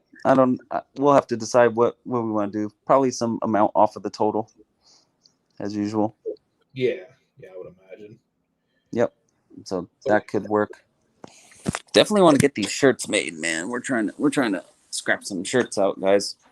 Yeah, trying to style and profile out there. Right. The hats for sure. Those are coming in, but these are already owned for people. I know I got some here though. Oh yeah. Those are already spoken for, I think. Yeah, I would imagine they would be. So I got Gate City, Ziggy, Omar, and I got some others we can get in there. Yeah. Also, guys, over on IG, Alan and I do a bunch of group breaks. Oh yeah. I have 7 cello packs of score that we're going to be doing, and it's going to be like a hit draft where we're going to do the snake. But I have a bunch of other hits that I'm going to just throw in on top of it. So before we even get in to the select, there's like 20 other cards you guys can choose from. Got Chase Young. We got some like VIP wild cards from the National. Even got some Claypools, Mahomes. Nothing like super high end, but like right along the theme of score, and just some other guys I had laying around I threw in. But there's like rookie cards there of 3 DK Metcalfs. You got 2 AJ Browns in there. 5 Terry McLaurin rookie cards. So like there's some decent ones in there, like Daniel Jones, that kind of stuff. So if anyone's interested, like I said, you get to pick 2 hits out of the break to get slabbed with us for $30. So essentially, like, one of our submissions right now is $25. So you're basically getting a pretty good value on 2 at $30. So again, it would be all 7 packs ripped. And you guys basically go through a snake draft and pick what cards you want slabbed. And like I said, there's going to be 20 hits thrown in to the front. So assuming there's nothing, there's still some pretty good stuff to go with. But there should be some pretty good stuff. I think you get like retro rookies in there, gold dot parallels, that kind of stuff. So if anyone's interested, let us know. We'll be going live on Instagram later on with that. If you do more select basketball, we definitely will. Hot Hands was at a show today. Did you pick up any wax there? No, I ordered some. It's coming in on Wednesday. It's coming in Wednesday. I got 3 blasters of select. I'm looking for tiger stripes, man. I want those blasters coming. So I got 3 coming. I don't blame you, dude. Nice. Coming. I made sure I got those. Still need an Okoro select autograph. So if anybody has one of those you'd want to trade and or sell at a reasonable rate, I'm looking for one. I would rather get it from somebody I know rather than just some rando on eBay. So like for me, it means something. Like I have several TGT slabs that like mean something. Like for example, my Claypool came from one of my favorite vendors from the local Pittsburgh shows. So it's like, it means something to me when I add something like that I really want for my PC from somebody that like means something of value to me. So, if anybody has a Okoro Select autograph, I'm definitely interested. I was looking, but I didn't see any. I'm also low key trying to build the rainbow for Okoro. It just sucks because there's so many cards to buy, and some of them are really expensive. So if you have any of like the more rare parallels or any numbered stuff, I'm definitely interested in that. Joby1 wants a hat. He says, "Where's his hat at, Alan? You ain't giving Joby1 Kenobi no love." We'll have to take care of you, Joby. We'll take care of you, my man. We'll have to figure this. We'll see what we can do, my guy. But yeah, I would imagine this would probably be something, even when we set up locally, we'd probably have some kind of swag and stuff available for giveaways and stuff. So we will most likely do the Pittsburgh show on the 17th and 18th. We'll probably skip the 18th because A, there's a Steeler game going on during it, and B, I'm going to that Steeler game with Gate City. So we'll probably not be there on that day. But like in Pittsburgh, anybody that's local, that like the Steelers are basically another religion here. So like for example, we'd be in church and people are telling the pastor to wrap it up. Kickoff's coming. So if they're going to tell the pastor to wrap it up, they're probably not going to the card show during a Steeler game. So we're gonna take that Sunday off and go to the Steeler game. Can't wait for that. But anybody that is going to be in town, the 17th and 18th, want to come hang out at the booth with us. It'll be me. I'm pretty sure Drew's going to be in town. If you guys haven't met him, that's Slab It Up. My guy Paul Gate City Picker is going to be in town that week as well. Hot Hands was going to be there, but like I said, keep his dad in prayer, and he'll definitely be coming here at some point. So if you guys, you got the Gentiles on vacation at the lake. What is going on, my man? Good to see you, brother. Just drop the code, right? You dropped the code. What is the code? LDTG. Jason says, I have a James Conner rookie auto. Dang it, Jason, you know me too well. That's like my fantasy darling. That works. It's LD for like Labor Day and then TGT, all caps. LDTGT. Yep. Nice. So any of you guys type that in at checkout on our website. I'll put it in the chat for you. It's just www.transparentgradingteam.com. Yep. That should work towards the break too, right? When I get those lined up and when we decide to do it, it could work toward breaks. Yep. Okay. Cool. Yep. Whenever we decide to use that. Yep. Do you have any breaks set up that you want to do aside from the score one that I'm going to do? You can feel free to ask your question, Clint. Anything you want, my friend. Yeah.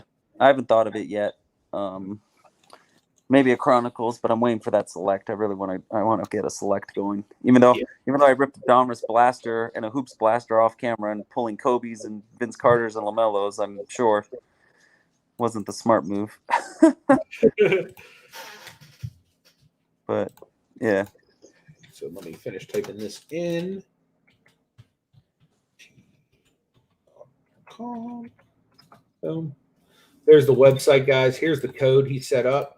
It's $5 off pretty much anything there. Looks like we might be losing Alan again. He's probably getting another phone call, which is no big deal considering what's been going on. You have a base auto for Jason Dominguez Onyx. What would that be going for? Let me look it up. That is a good question, my friend. Let me share my screen. Might help if I click the right button. All right. So Jason Dominguez Onyx. Is it numbered at all? Pretty sure he has a Y in his name, doesn't he? Jason Dominguez.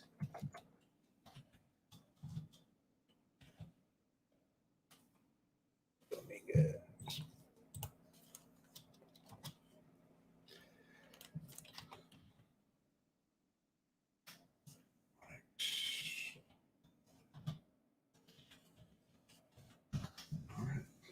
What we got? I'm guessing, is it leaf metal? Probably numbered to 50? Or am I wrong? Oh, two S's. That's it. Okay. I knew it was spelled different. There we go. Thank you, Alan. Appreciate that, my man. There he is. What is going on, my man? That's Dylan over there. If you guys haven't checked him out on IG, make sure you check out my man Paragon Sports Cards. Let me see, Jason. I might have missed it. Can you select? I'll do select football die cuts. Yes, we can. We can do any of the any die cuts that you have, regardless of size. We can definitely do the die cuts. That's not an issue. Hopefully that was the question. Sorry, I missed that to begin with. So let's see the Onyx. COL, what up? Good to see you. Where is Dominguez's power so far? Honestly, I'm not sure. I full transparently have never even watched Jason Dominguez play. Onyx card, I think it's Naja. Okay, let's see if we can figure that out. Because, like I said, I as far as baseball goes, like that's one of my weaker sports. Just because I'm not like, I mean, we have the Pirates here in Pittsburgh, so it's like outside of when Barry Bonds and Bonilla and Van Slyke were doing their thing when I was a kid, they haven't really been like. So I'm guessing 2020 Onyx is probably what you have one of these, or what? Oh, I guess Onyx can be on any of them. He hit a home run the other day. Nice. That's what's up. I mean, he plays for the Yankees too, so that's always going to be a good thing for him. So, which one of these do you have, man? Let's go to the solds though, because that's really going to tell us the answer, what they're going for.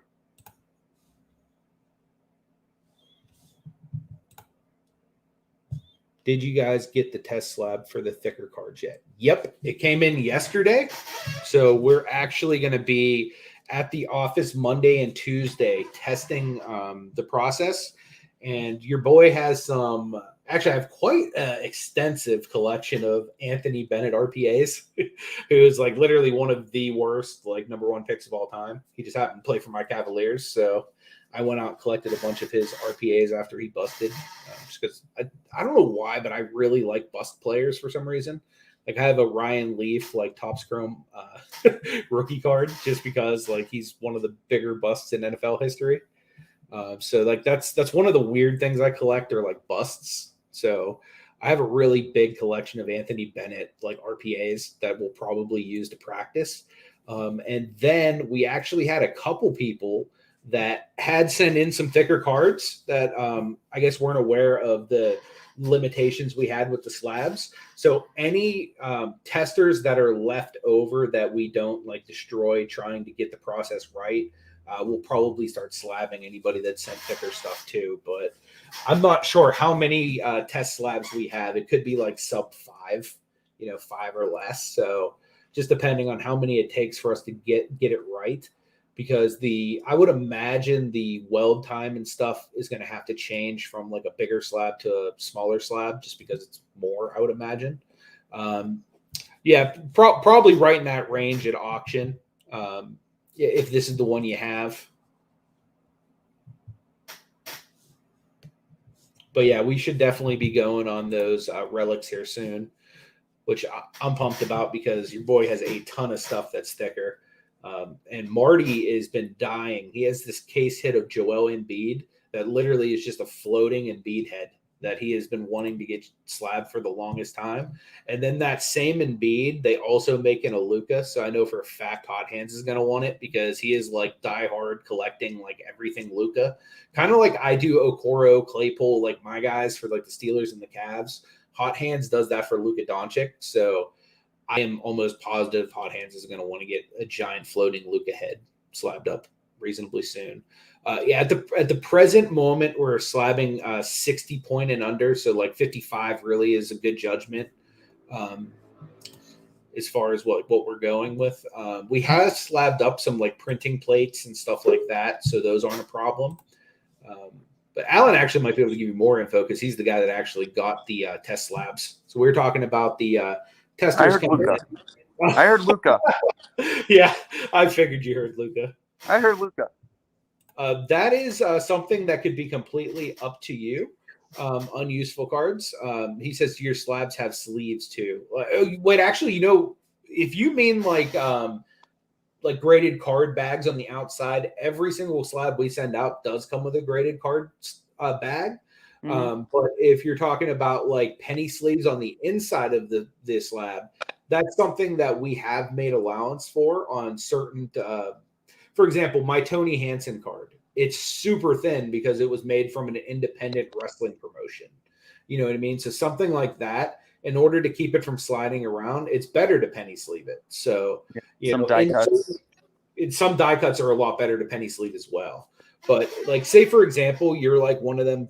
I don't want to say one of them people who want everything in a penny sleeve, because I'm one of them people who want like everything I'm attached to in a penny sleeve for the most part. Like, that's something that if you request, we will do. In other words, like upon request, we can penny sleeve your cards within the slab. But he was asking inside. So yeah, we could. Was there a question about slabs? What was there a question you said?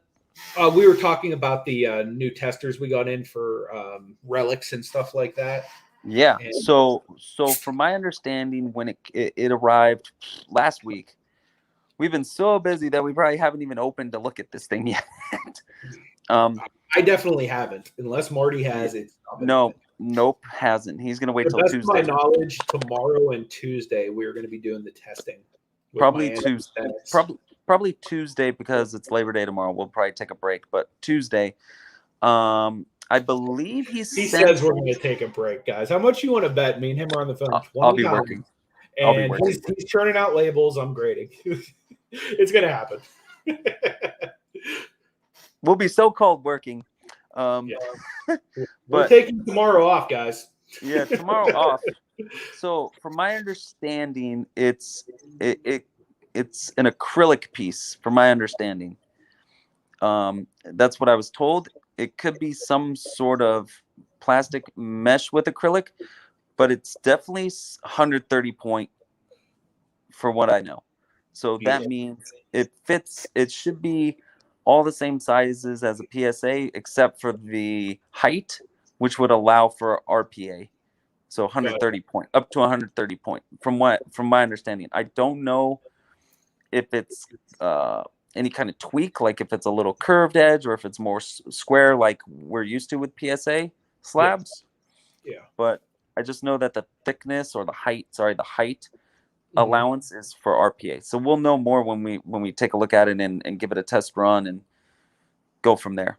And if it's a go, we'll be running some RPAs, my friends. Yeah.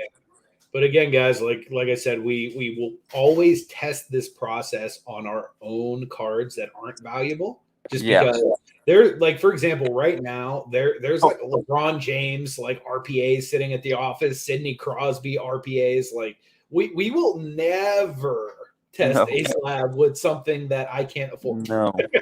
So we're taking all of my bust cards to the office to play with.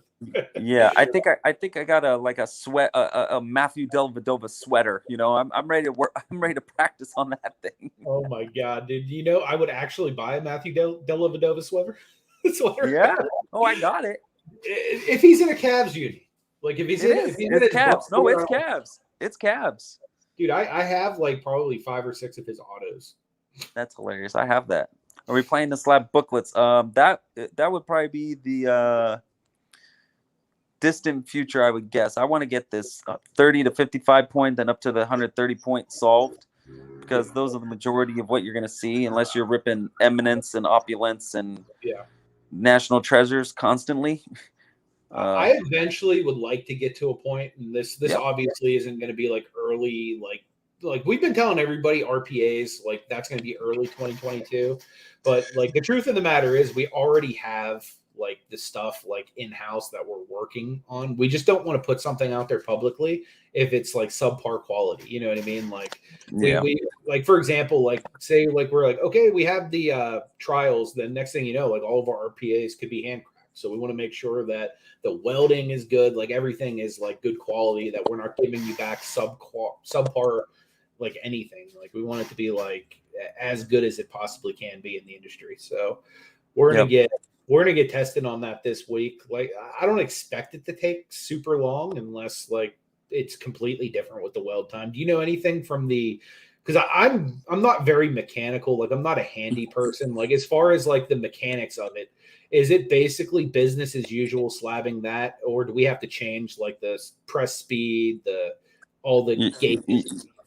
I'm gonna guess, since it is a little bit thicker, you probably have to have the weld time hold a little bit longer. So that's where we're probably looking at.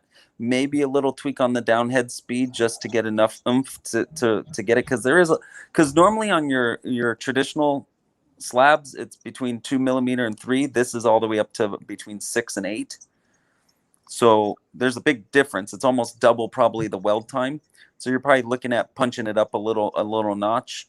But that's trial and error, so we'll get there. That's awesome, David. Yeah, Deli's my guy, man. I love Deli. Dude, he's part of the 2016 team. Like, that's why like guys like J.R. Smith I'll always love, even though he like literally probably cost us a championship just by being the biggest idiots in finals history. But like that 2016 team is like, if you're a Cleveland Cavs fan, that's like the 72 Dolphins to you. So like Deli is part of that. I even got love for Timofey Mozgov. Mozgov? Oh, God. Let's not talk about Mozgov. Yeah. You guys enjoyed his salary later on. Him and Luol Deng's salary are still eating us up. Still, to this day. I know. God. So but sad. He was part of us winning a championship. So, like, I'll always have love for everybody on that team. Who was talking about Luka earlier? I missed that. It was probably me because we were talking about the thicker slabs, and I was talking about how Joel Embiid has. Well, Marty has a Joel Embiid that's like super. The head. It's just a floating head, Yeah. And Luka has that same card I saw at the National, and I was like, I know for a fact that if that card's out there, you probably want that slabbed up. I'll find it. Yeah, I know you will. I'll find it. This guy's FaceTiming me from a show earlier, like going around, like asking everybody, "Hey, do you have Luka Doncic or Isaac Okoro?" It's like, no, out there pounding pavement for me. Dude, they didn't have it. I drove like an hour and they didn't have it. I was pissed. And then I show them mine and they're like, "How much for it?" I'm like, "I'm not selling these." David said, "Did you get his spare Luka cracked ice, Alan?" Not without your permission, I didn't. So far as I know, you own 2 Luka Doncic blue, white, purple cracked ices and 2 Steph Curry blue, white, purple cracked ices, as far as I know, David. Unless you're blessing me with that one, I don't have it. So Clint says, what's your choice for basketball cards, Select or Prism? Personally, I like Select better. I think Prism, like, honestly, until this year, like, Select would be 100% my answer. But, like, they have straight up just printed the heck out of it this year, retail and everything. So I think that lowers its value, which like I think like ultimately in the pops, like they're going to be pretty even like this year, Prism and Select. Personally, I like Select better. I just like a personal preference, but I don't think you can go wrong with either. But I think Prism is still kind of the premier set, like as far as like flagship. But what do you think, Alan? From what we've ripped over the last week and a half, I like them both. The thing I like about Select is there's multiple levels, which means it's a little bit less of a checklist than Prism. Whereas like Prism, like, man, how many times do you need to rip like a retired player that like has no value anymore? You know what I mean? Like, whereas Select, like there's 4 levels. So that's 4 chances to get LaMelo Ball, Isaac Okoro, Anthony Edwards, like whatever rookies you're chasing or superstar players. Not to mention the inserts. Like I feel when we were ripping Prism, I was hunting for LaMelo, and like one box might just have like 1 or 2 LaMelos, and they don't have any of the other rookies. Whereas in Select, I'm ripping a mega box with 32 cards, and I'm getting Anthony Edwards mixed with Luka Doncic cracked ice, mixed with Steph Curry cracked ice, and then like some other rookie cracked ices. Like you're getting a lot of insert variations in the Select. You're getting more variety with the veterans that you want with that one top rookie, I feel. Exactly. Yeah. For me, like honestly, when it comes to those two, I feel better leaving a rip of Select than I do Prism. Yeah, and for the price too. If you don't hit something good, like how many hanger boxes of Prism football I've ripped and didn't get a Burrow or Herbert or Tua, and I'm just like, wow, that was You know what I mean? Like that was $50-$60. Like, ouch. Yes. Yeah, You know? I think you can get more value from like a retail select than you would a retail Prism. Like we ripped some blasters of Prism in Dallas, and we got like, I don't even remember getting any rookies. It was very, very rare that we got rookies, except for me. I got one really good box, like a killer box. Like the best box, probably a blaster Prism you've ever seen. I got a silver instant impact LaMelo with a base right behind it.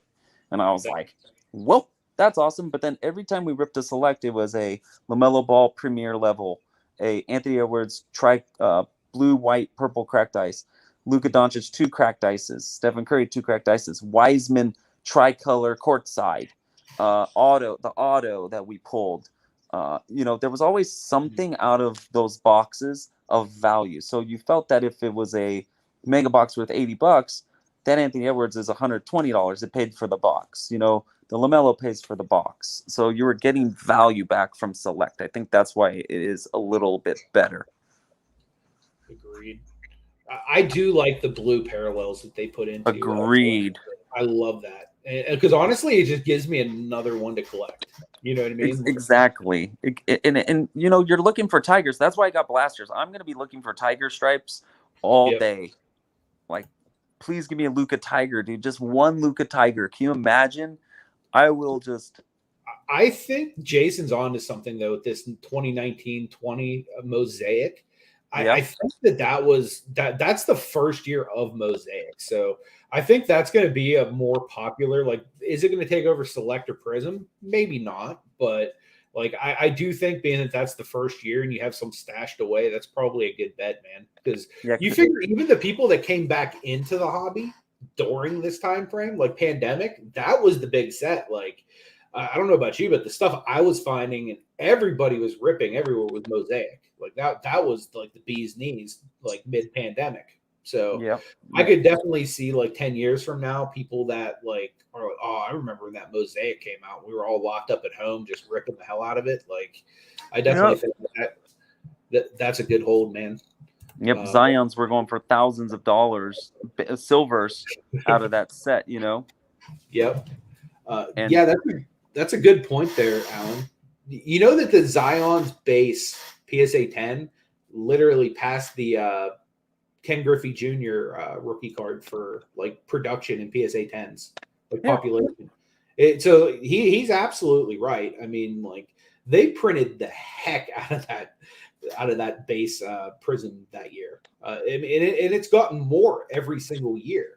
You know what I mean? So like what we have for Zion and Ja is probably double what we have for Luka and Trey. You know what I mean? Exactly. There is probably double what we have for Jason Tatum and Donovan Mitchell the year before. Yep. And that's what's funny. The new Mosaic is supposed to bounce out here in a couple weeks. It might be even this week. Wednesdays are the drop days for all the new sets, guys, just in case you haven't picked up on that. When I was breaking, every Wednesday the new sets would come out. So I think the new Mosaic is coming out. They look pretty nice. That's a good point there, George. Gruntdad says that Panini has been differentiating hobby versus retail for a while now. People just haven't noticed. For example, Illusions and Absolute Base are thicker card. Dude, you know what? I've ripped cards from Illusions before, or I've pulled them out of bargain bins. Like, this feels so much thicker than it should. So that would probably make sense why that is. That makes a lot of sense, man. Like, I feel like we should be keeping the hobby a little bit more exclusive and a little bit more rare, because honestly, why would you go hobby when you can just get a retail for like half of the price, or whatever the price is? Because hobby a quarter of the price. Every time I see that name, I feel like I should run to the Pop Report. Hey, every time I see Grunt Dad, I need to run to the Pop Report. Yep. Speaking of which, George, I told him you reach out to Grunt Dad and you find out what day he does that video, and we'll update it the day before. The day before. Yep, we will keep it fresh for you, my guy. Yep. I mean, honestly, though, it's valuable information you're putting out. You know what I mean? And I don't understand the numbers and everything behind it, but I know that there's a lot of people that do. And I just think it's cool that you include us in that list. So thank you. That's pretty cool. So let's see. David says that you can have that spare Luca, as I know you're going to take care of me on the labels. Absolutely. So he's giving you that Luca, my man. Another one to the collection. Noah's in the house. What is going on, my guy? Good to see you, brother. Your grade's up on the pop report. Everybody, let's go look at Noah's grades. Go, go, go. Okay, Go. It should be on there. The labels. I haven't looked at it yet because Drew did it. Do I want to look at it? The label's in production. Let me share my screen. We'll take a look at Noah's card real quick. Oh, I know what it is. All right. I know what it is. It's down there. It's like four. Is he before or after the break? No, it's after the break. That's a long After the break. break. It's right there somewhere. Oh, there's the elephant. It's before the elephant. Take right one. there. Oh, my man got an 8. Ocho. Let's take a look at this. All right. So on your back, you got a 9.5 for centering. On your front, you got a 9.5 for centering. All right. So let's see. We got a rough edge, uneven edge, minor edge wear, rounded corner. Those corners will kill you. Like, full transparency, in my opinion, would you say corners are probably the hardest thing to get away with damage on your card? Corners are the most noticeable thing, probably to the plain eye without program. Mm-hmm. So when it gets into the program, it becomes even more noticeable, which is like just an added bonus. Like, see, that's not even zoomed in, and yeah. And you can already see kind of like the edges. Yeah. Yeah, you can see the edges. And this was wiped down too. Yeah. Yeah, so I guess that's one thing we can kind of mention is like every card that comes in to TGT does get what Adam likes to call a microfiber bath. A micro bath. A micro bath. My guy Marty is over here spit shining these suckers for you. Ooh, micro bath. Looks like we do have some kind of surface issues here. I don't know about you, but I always get like so much more like fulfillment out of completing like a smaller order like that because it's like, oh, I just accomplished something for the day. Drew beat me to it though. Just running and trying to get designs done, man. I just love like getting some of these pictures out on social media. That's a very good. He says it also helps keep the base shorter print. Like for example, like with doing like blue parallel or not parallels, but blue base cards for retail helps keep like the true base a lot shorter print. Mm-hmm. When does Optic get released for basketball? Let's check. Yeah, I was gonna say, give me a second and I could tell you, but definitely need to pick up some Optic Okoros. Optic Okoros? No, don't say Optic Okoros. I have such a let's see, 2021. Here we go. Donruss Optic. 2020. Where's your release date, buddy? September 17th. It comes out next week. Yep. Next week, Wednesday. So that Friday when we're at the show, it should be out. Guess what? I might go get some just so we can break it. How about that? I think you should. That's a good idea. If you grade that LeBron, you gotta let me know what it gets. Which LeBron?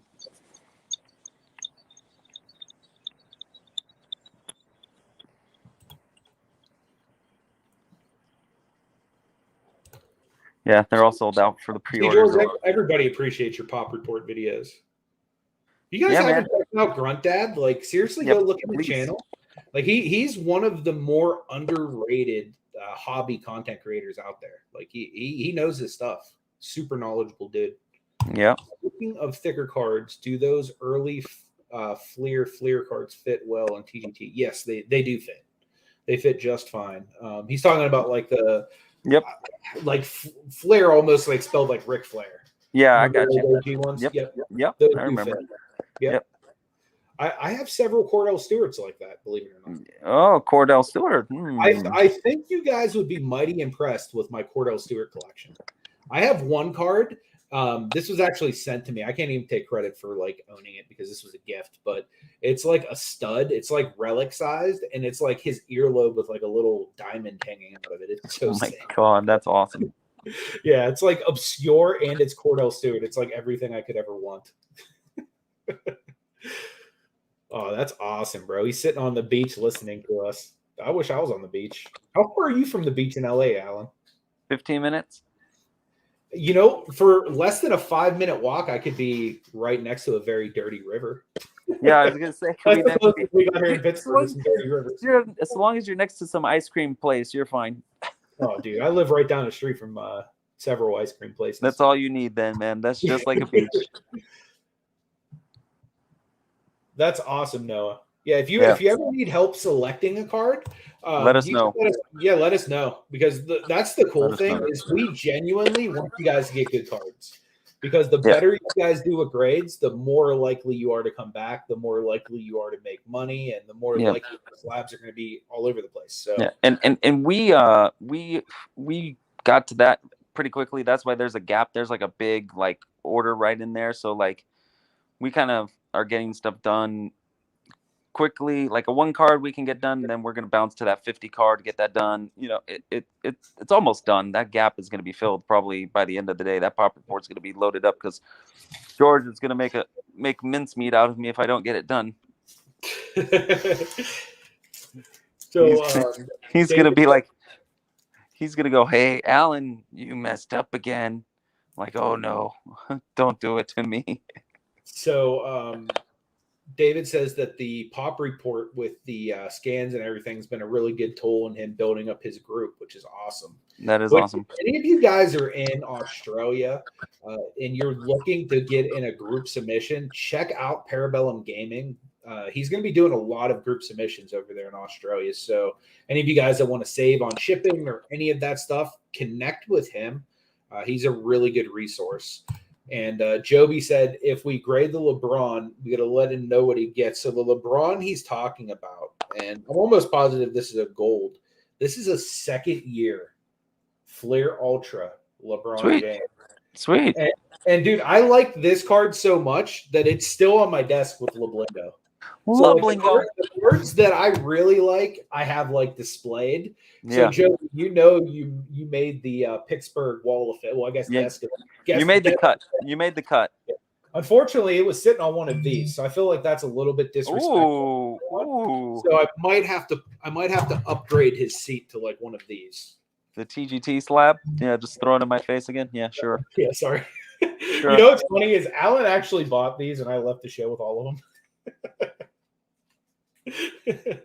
But on the plus side, the company's getting free advertising right now. That's true. So it worked out. Show your stands. Sure, show your stands. Why not? I showed them off a few times already. But yeah, I mean, if you guys haven't checked out stand-up displays, these are really cool. I heard about these from my guy, To the Moon Collectibles. He has some of these that he uses for his stuff. But they are really, really cool. Wait till you get to what Tally said. I'll just start laughing now. Oh yeah, I love me some Slash. He said you might be the only person to have a Cordell collection. I still actively collect Cordell too. Like that's the weird thing. Like he's one of my Steeler Verjao type guys, because like a lot of people don't know this, but when I was in high school, I was a ball boy for the Steelers. So like Cordell was my quarterback. I was there for the Cordell Tommy Maddox years. They drafted Big Ben 1 year after I was no longer a ball boy. So Cordell always has a special place in my heart.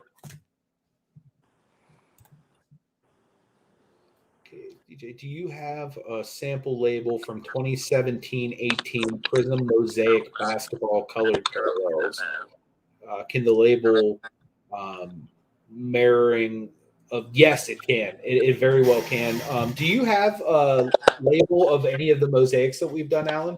I know Marty has a sick Joe Burrow mosaic, which essentially the label is exactly the same as the parallel. Let me hunt. I might. Let me. I mean, if we have a pictures, we'll definitely share one on screen. Yeah, Marty I have to has find a it. really nice Joe Burrow though mosaic where the label is literally just like the orange reactive. Looks really cool. Baskin Robbins in 3. That's what's up, my man. Let's go. Pikes Peak. What is Pikes Peak? You can beat a Pikes Peak in 5. I don't know. What is that? I know there's a Pike's Place down in Long Beach, but I don't know Pike's Peak. Nice to see Alan relaxing every time he's ripping wax or working or rip. Yep, absolutely. That's what Alan does, man. Like he's a worker. Like in my opinion, dude, you're like a workaholic. He lives, eats, breathes card grading. Like literally, like we could be like Alan, like X, Y, or Z is happening. He'll be like, "Hey, did you see line 472?" Like, Yeah. you know, Line like, 472. Speaking of which, do you, off the top of your head, do you know what line 472 is? If you do, I'll be very, very impressed. I do. Do you really? Yeah, I do. As he's doing this, I'm literally pulling up. It's not in the top report, but no, it's know not. it is based on what's above. Okay, so look, 470 is James Wiseman elephant print. 471 is James Wiseman purple, green, white. 472 is that the Trevor Lawrence or Mac Jones? I'm almost positive it's an Isaiah Thomas, but I'm not sure. The Isaiah Thomas. That was it with the it's the Isaiah Thomas Prism. The auto first one, autograph, yes, the auto. Yeah, then it goes to Trevor Lawrence, then the Mac Jones, then 2 more Trevor Lawrences. So how bad is it that this man computer that much time in front of me? Okay, no computer here. He spends that much time with our G sheets. No computer. No computer. The computer. I don't think he's here anymore, but that was Pennsylvania resellers like entire order he just named. Like the computer's over here, dude. It's over here. It's here. It's amazing. Got Johnny in the house. What is up, my man? Ridiculous, dude. It's because I worked on those labels the other day. That's the only reason I know that. Off the top of my head. He has a few cards in mind he wants to send in, but he's only 12 and he has 1789. Ooh. My man, like I love the fact that you're 12 years old and you're already grading cards. Like, my God, if I would have started grading cards when I was your age, I can only imagine like the sick PC I would have. But that is amazing, man. Like, kudos to you. And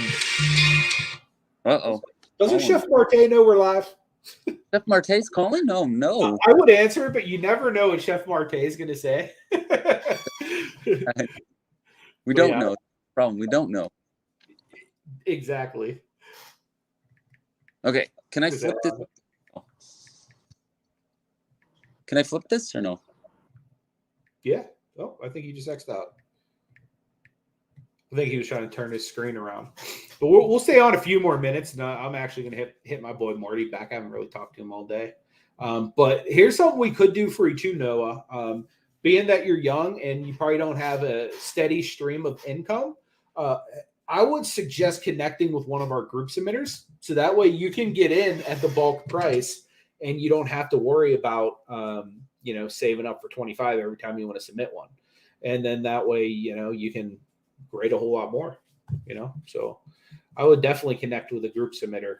I myself do group submissions for the company, although I'm in the process of turning mine over to my buddy Glenn, who lives here in Pittsburgh with me. So he's somebody that's going to be working in the office on my group submissions while we get up to par on that. So anyone that's interested in group submissions, you can always either reach out and we connect you with somebody local to you, or you can just send them into the office, care of Pittsburgh Group Submission for now, and we will get them plugged in there for you guys.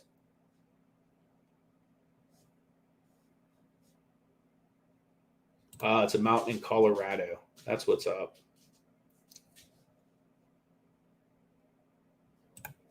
Dude, that is awesome, man. You have 1,000 Cordell Stewarts out of 2 million cards. That is awesome. You're from Colorado, though, so that would make sense. He was a Buffalo. My man played for the Buffaloes, so that would make sense. Dave says, I really want to see more stuff with retro hoops, and you guys loved how you crashed the net.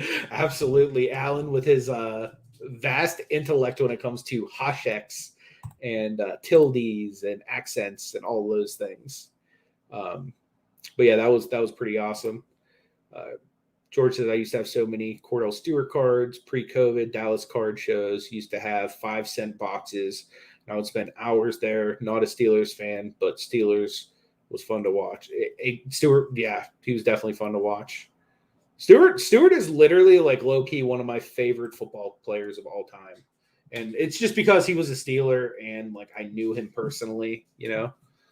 The funny part is my ex, whenever I first started dating her, she was at there's a grocery store in Pittsburgh called Giant Eagle. And she was talking about dating me to somebody else that I guess we knew from school or something like that. And some guy comes up behind her, is like, did you just say you're dating Anthony Sellender? And she was like, yeah. And he was like, can you tell him Hines Ward said hello? And like still to this day, like I wasn't even there for it. It's still like one of the best things that's ever happened to me. Just the fact that like Hines Ward remembered who I was and all that. So this to break says Mac Jones, rookie of the year, book it, perfect buy and flip. I agree. Like right now, I literally probably just put like 10 or 12 Mac Jones aside for that bulk submission right there. There's a bunch of Mac Jones in there.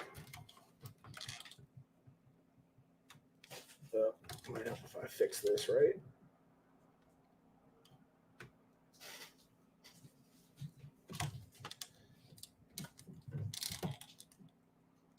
Sorry about that, guys.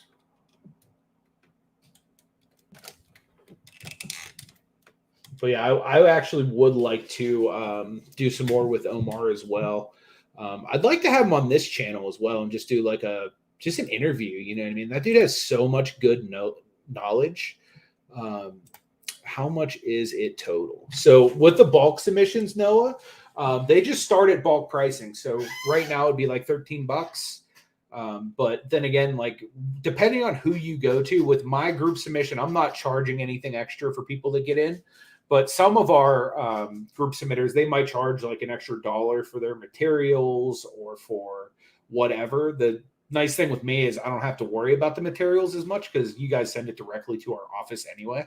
So like normally my group submissions, like I'm giving new top loaders, new sleeves, flags, like all kinds of stuff like that. But since I'm doing TGT, I basically just, give you guys all that on the house on me.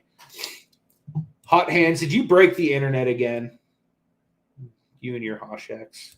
Noah says, what do you think I should send in part of my PSU PC or an investment? That's up to you, bud. I like to do a little bit of both. But that's cool that you PC Penn State. I do as well. I love me some Penn State football. Always have. I also like Pitt as well, too. For any of you local guys that were wondering why I wasn't H2Ping over here, which means hell to Pitt. But I do like Pitt as well. Pitt and Penn State have always been my two favorite college teams. I'm not a real big college guy, though, but like guys like, for example, Saquon Barkley, who is a pretty big Penn State running back. Like he's a guy that I'll PC in like his Penn State uniform. Stuff like that.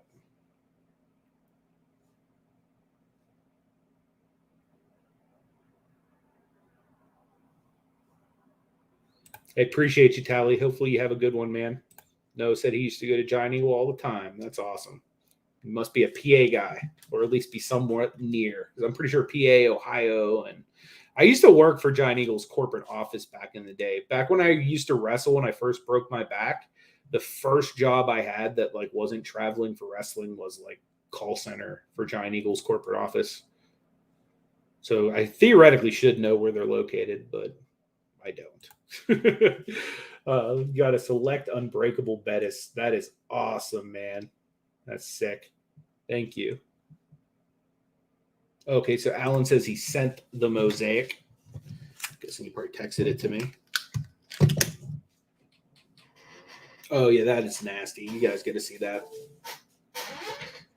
So if you're still here and you were wondering what like a mosaic would look in, let me see if I can cover up my beautiful face because it's making it not focus on the card.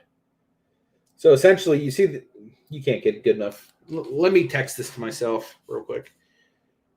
I'll send this to I'll just send it to Alan on Facebook and then I'll pull that up.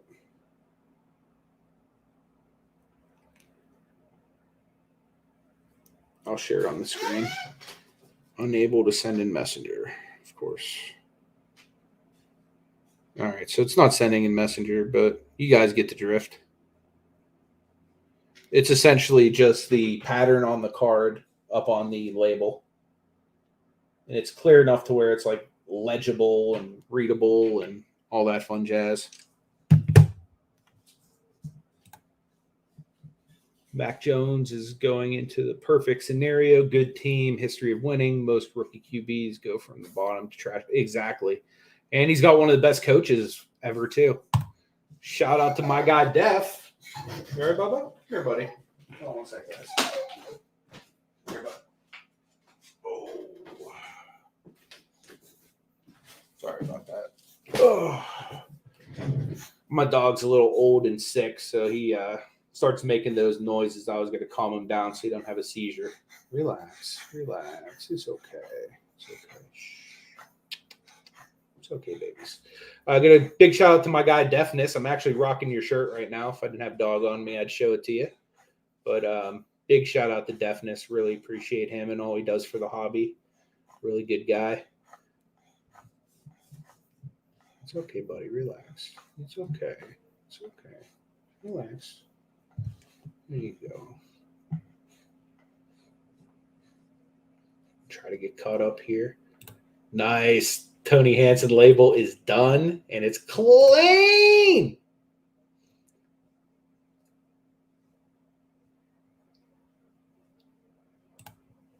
Heck yeah.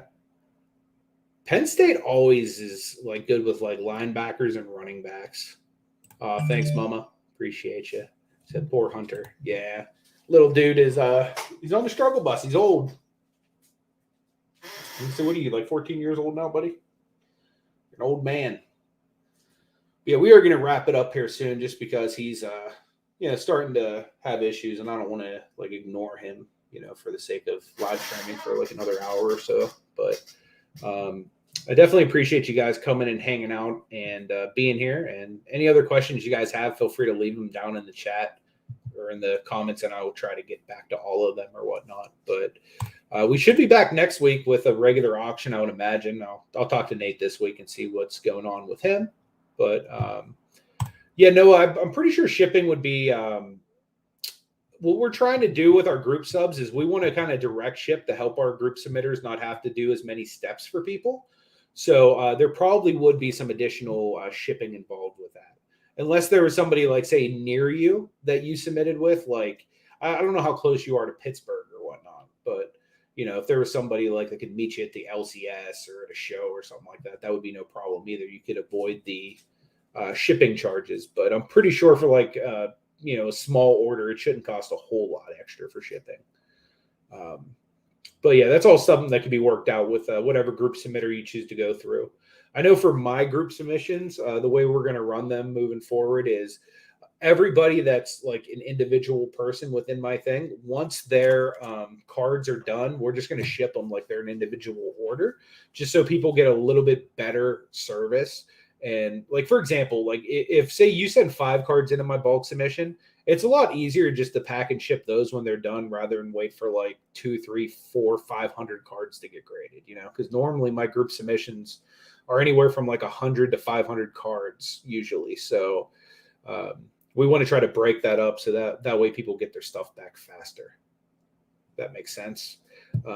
Hey, I appreciate it, Gruntan. I hope you have a great Labor Day, and thank you for your service, man, and fighting for our freedom so that we can enjoy our Labor Day here in America. So thank you for everything you do, man.